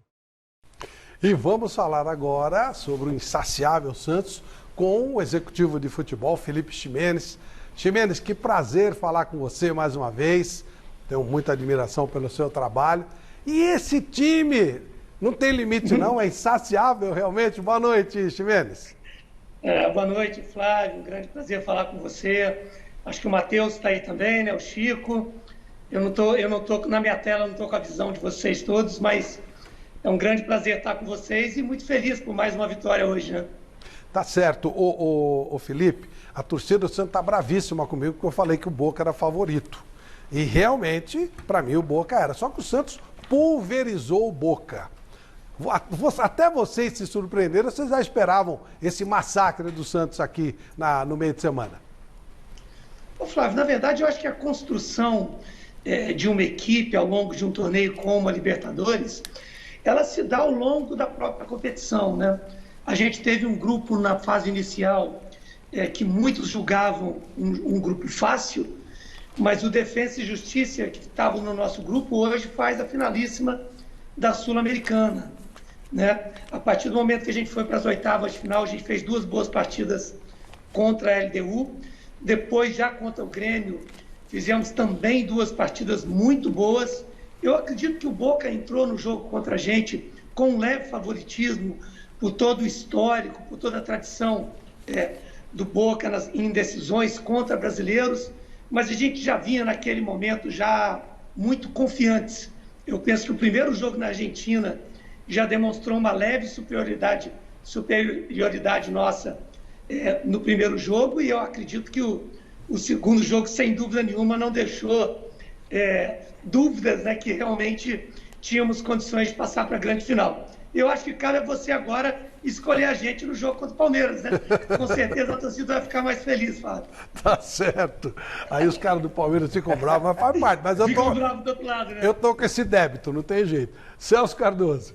Bom, boa noite primeiramente, bem-vindo à Mesa Redonda. O Santos, nessa final contra o Palmeiras, acho que nem o mais fanático torcedor santista no início da temporada imaginava uma situação dessa. Para você, o Santos ter chegado a uma final de Libertadores com tantos problemas de não poder inscrever jogadores, poder se reforçar, se deve a que esse sucesso do Santos na competição, que é o sonho de consumo de qualquer clube brasileiro?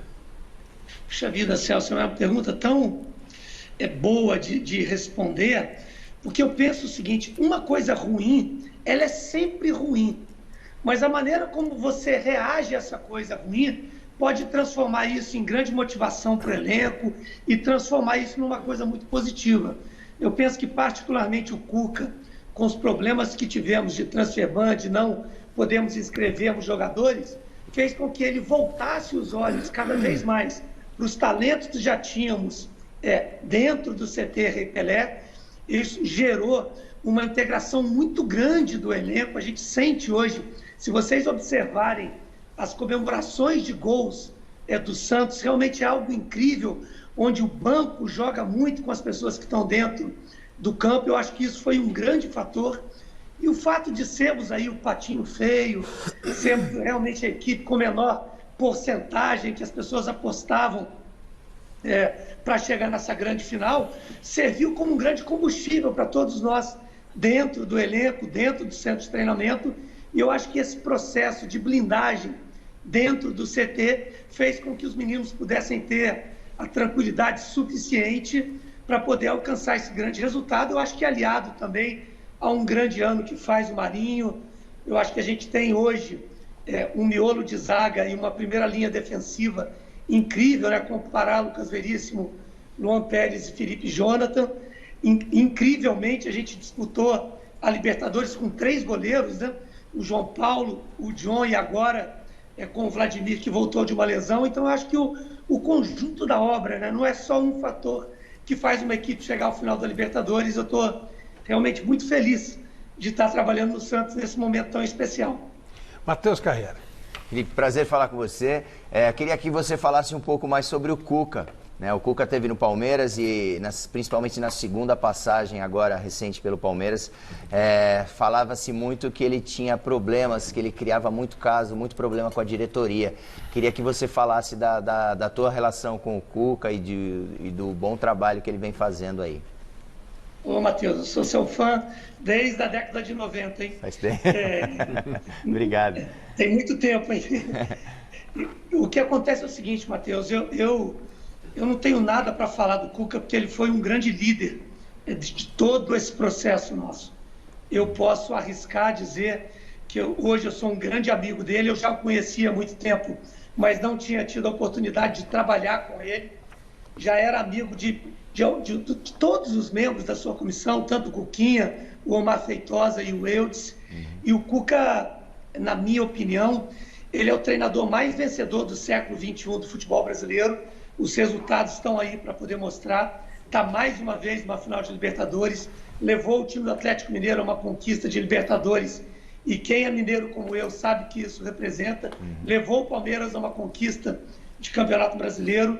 E, sinceramente, o que eu vejo o Cuca aqui, o Cuca nesse momento do Santos, talvez como a peça central de toda essa recuperação e de todo esse caminho que fizemos nos últimos 5 meses aqui no Santos, depois de um ano realmente muito conturbado. Só para você ter uma ideia, Matheus, a gente está agora com o Andrés Rueda, um presidente que foi eleito no dia 12 de dezembro, mas esses últimos 5 meses nós tivemos 3 presidentes aqui no Santos Futebol Clube.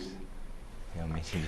Miller, a última pergunta para o nosso Felipe Ximenes. Ô Felipe, o Soteldo, né, que é um grande jogador do Santos hoje, está muito bem. Como é que está a situação dele? Ele vai ficar? O Santos vai renovar com ele? Como é que está a situação do Soteldo para o futuro? Boa noite, Miller. Na verdade, o Soteldo, a gente tem uma questão administrativa, né, em relação ao transfer ban, porque ele foi comprado pelo Aspato e o Santos Futebol Clube das gestões anteriores não cumpriram com o que foi acordado com essa equipe. Estamos ainda em negociações sempre capitaneadas pelo Andrés Rueda, pelo Zé Renato Quaresma, que é o espelho do Comitê de Gestão do Santos nesse momento, e pelo Dr. Walter Schalka. Eu espero que a gente em breve tenha uma posição mais clara sobre isso. Mas neste momento o Soteldo é jogador do Santos Futebol Clube e acredito que ele vai continuar certamente até o final da Libertadores. Caso passemos pelo Palmeiras, vai disputar o Mundial com a gente. Felipe Ximenes, muito obrigado por nos atender, um grande abraço. Em breve esperamos você aqui no nosso estúdio, tá bom? Muito obrigado, Ximenes. Ô Flávio, é um grande prazer falar com você sempre, um grande abraço a todos da mesa e que a gente possa fazer, né, quando todos da Conmebol, principalmente, tinham uma expectativa de uma final argentina, a gente poder fazer uma final brasileira e paulista no Maracanã. Tenho certeza que vai ser muito especial no dia 30. Um grande abraço. Valeu, muito obrigado. O líder do campeonato é o São Paulo. Hoje empatou lá em Curitiba, jogo duro, mas que fez com que o São Paulo se segurasse no primeiro lugar. Vamos ver como foi.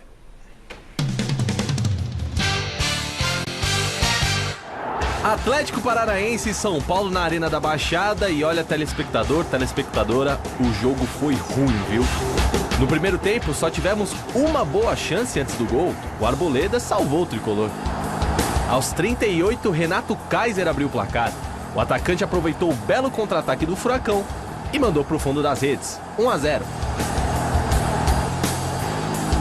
Na etapa final, o São Paulo precisou ir para cima e assustou o Atlético com Brenner e Gabriel Sara 3 minutos depois. Na marca dos 15, o time de Fernando Diniz chegou ao empate. Tietê arriscou de fora da área e contou com desvio para deixar tudo igual, 1-1. Aos 21, Christian arriscou de longe, mas Thiago Volpe fez boa defesa. E ficamos por aqui, eu tinha avisado que o jogo tinha sido ruim.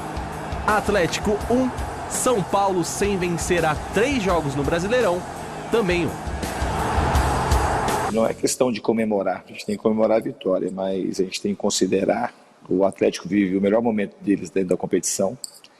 Jogar aqui, por conta de várias condições que representa jogar aqui em Curitiba, nesse campo, a dificuldade do gramado, um gramado muito diferente, o time bem treinado, acostumado a jogar aqui. O Atlético, dos últimos 5 jogos, foi tomar gol hoje. Então a gente esperava um jogo difícil, a gente tentou de tudo para poder sair com a vitória. Saímos atrás, soubemos empatar e buscamos a vitória até o último minuto. Então o time mostrou a evolução daquilo que vinha fazendo nos outros jogos e seguir evoluindo para a gente conseguir somar os pontos que nós necessitamos para dar alegria para o torcedor no final do campeonato.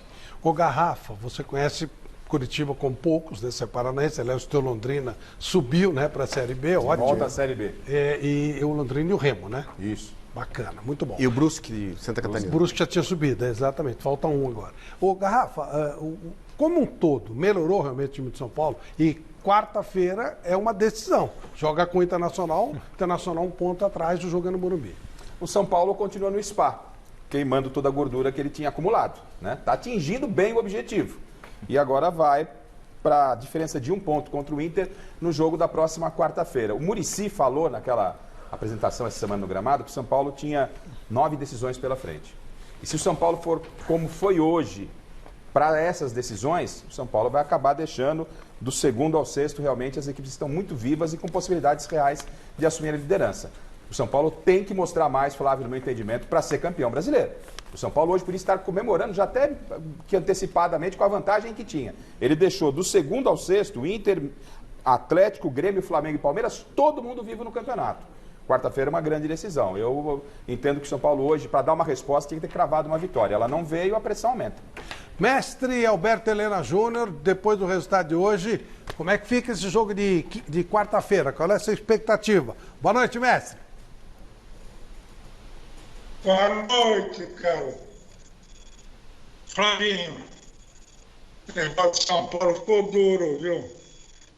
Essa situação é muito crítica, porque o São Paulo precisa vencer e muito bem o Internacional. E o São Paulo está mostrando uma oscilação muito grande, jogo para jogo e dentro do próprio jogo. Hoje mesmo, primeiro tempo, horrível. E no segundo tempo, o São Paulo deu uma melhorada. Não foi nada excepcional. Essa combinação entre a maneira de jogar do São Paulo, os recursos técnicos que o São Paulo está mostrando, o evidente cansaço de um time que não tem substitutos. São Paulo tem um elenco muito reduzido, talvez o mais reduzido, juntamente com o do Corinthians, e ao mesmo tempo está disputando um monte de competições ao mesmo tempo. Então isso aí está fazendo com que o São Paulo encontre muita dificuldade. E além do baque, está lá em cima, com muita distância, né, dos demais, e de repente começar a declinar e a correr perigo. Contra times que têm condição, o Inter, o Atlético, o Palmeiras, o Flamengo, né, de alcançá-lo. E eu acho que isso aí está mexendo com o moral da equipe.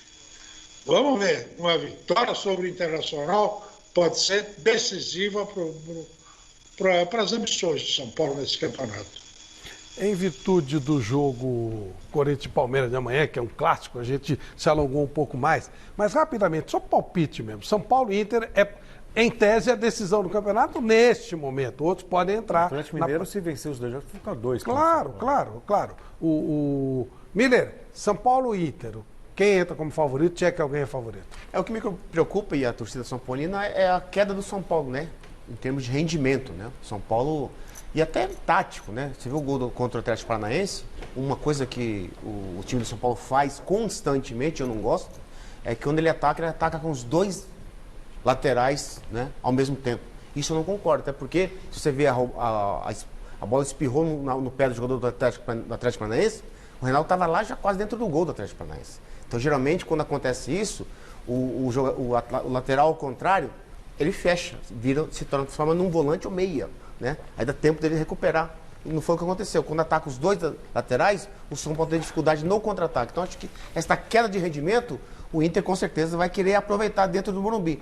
Mas eu acredito que o São Paulo vai ser campeão jogando mais mal ainda do que está jogando. Chico, só como palpite, que tem que ser rapidinho, que está me encerrando. Da São Paulo ou da Inter na quarta? Da Internacional na cabeça. Tá bom, Chico, um abraço para você, boa noite. Um abraço para o mestre Alberto Helena Júnior.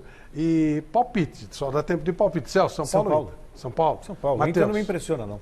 Acho que o São Paulo ganha aqui no Morumbi, 1-0. Garrafa. 4 jogos sem vencer, o São Paulo vai permanecer na liderança nesse meio de semana. Ele ganha do Inter. E para você, Mira? São Paulo ganha, para mim. Nesse encerramento, eu queria mostrar a fala do presidente do Cruzeiro. O Cruzeiro não vai subir. Já está oficialmente, ele perdeu do Oeste. Meu amigo cruzeirense mandou esse vídeo pra mim. E o presidente Sérgio Santos, quando dá a apresentação dele no começo do ano, falou algumas coisas importantes. E eu, como eu gosto de palavra de cartola, é um negócio que você não pode duvidar. Vamos relembrar a apresentação do presidente do Cruzeiro, Sérgio Santos, no dia que ele chegou dizendo: Cruzeiro, ninguém segura e tal. Vamos dar uma olhadinha. Todo mundo que achava que a gente tinha acabado vai morrer de raiva. Quem falou que a gente ia demorar 5, 10 anos vai morrer de raiva. Porque nós vamos subir muito bem esse ano, a gente confia no elenco que a gente tem aqui, nós vamos subir muito bem e ano que vem a gente volta a ser competitivo, não tem dúvida nenhuma, com Série A, porque eu falo esse negócio de Série B para os outros. O Cruzeiro é um time de Série A, nós estamos de passagem na Série B, por uma coisa muito ruim que aconteceu em administração, que a gente está vendo aí, mas esquece, passa a régua, vamos pensar daqui para frente. Estou falando isso lá para os funcionários ontem também, até porque eu sou de uma forma muito clara e positiva. Sei todos os problemas que a gente pegou, mas daqui para frente o problema é meu. Se o salário seu estiver atrasado, o problema é meu, não é culpa dos outros não. Eu sei aonde que eu entrei e sei que nós vamos consertar. Então vamos partir, conto com vocês para a gente fazer esse trabalho junto. Vou estar aqui presente sempre, confio demais na nossa equipe técnica. Passa a régua, vamos pensar para frente. Temos um Campeonato Mineiro ainda, temos uma classificação da Copa do Brasil para buscar e temos um brasileiro para subir. Faça o papel de vocês que eu vou fazer o meu, vocês podem me cobrar, viu? Tem que cobrar mesmo, porque estão devendo 2 meses e meio de salário. Exatamente. Não cumpriram, Felipe. Faltou cumprir só tudo. Muito bom, viu? Vamos para o resultado final da nossa enquete e dar os prêmios também? Vamos lá, Flávio. Bom, a enquete é quem levava a melhor quem vai levar a melhor no derby do Allianz Parque, deu Palmeiras com 58% e Corinthians só deu 30%, empate deu 12%. Então o Palmeiras ganhou disparado. Quem ganhou a bola da Topper foi a Bernadette Rodrigues. E a camisa do Corinthians, Jacenir de Marque, tá? Nossa equipe vai entrar em contato, tem que buscar aqui na TV Gazeta essa semana, beleza? É isso aí, Flávio. Ganha Palmeiras ou ganha Corinthians ou dá empate? Pra mim, ganha Palmeiras. Palmeiras. Miller? Palmeiras. Garrafa? Corinthians. Matheus? Palmeiras. Não sei, Corinthians.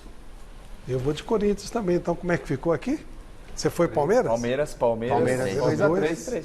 3-3? É clássica. Então vou pedir pro neutro primo de Primo Ribeiro, que não é parente. Vai ganhar de goleada. Amanhã no Gazeta Esportiva nós vamos mostrar tudo desse clássico. Volta da Michele Janela, né? Não, terça. Amanhã ainda não? Volta na terça? Então amanhã ainda é com a gente, o Michelo. Vocês são uma coisa só, eu sempre falo isso, né? Vai ser um baita programa amanhã, não perca, acaba o programa, começa o jogo. Um abraço, obrigado a todos. Matheus Carriere, muito obrigado por estar conosco. Nossa, viu? Eu que agradeço, um grande prazer, de verdade. Um abraço, gente. Até amanhã com a Gazeta Esportiva, às 6 da tarde. Tchau.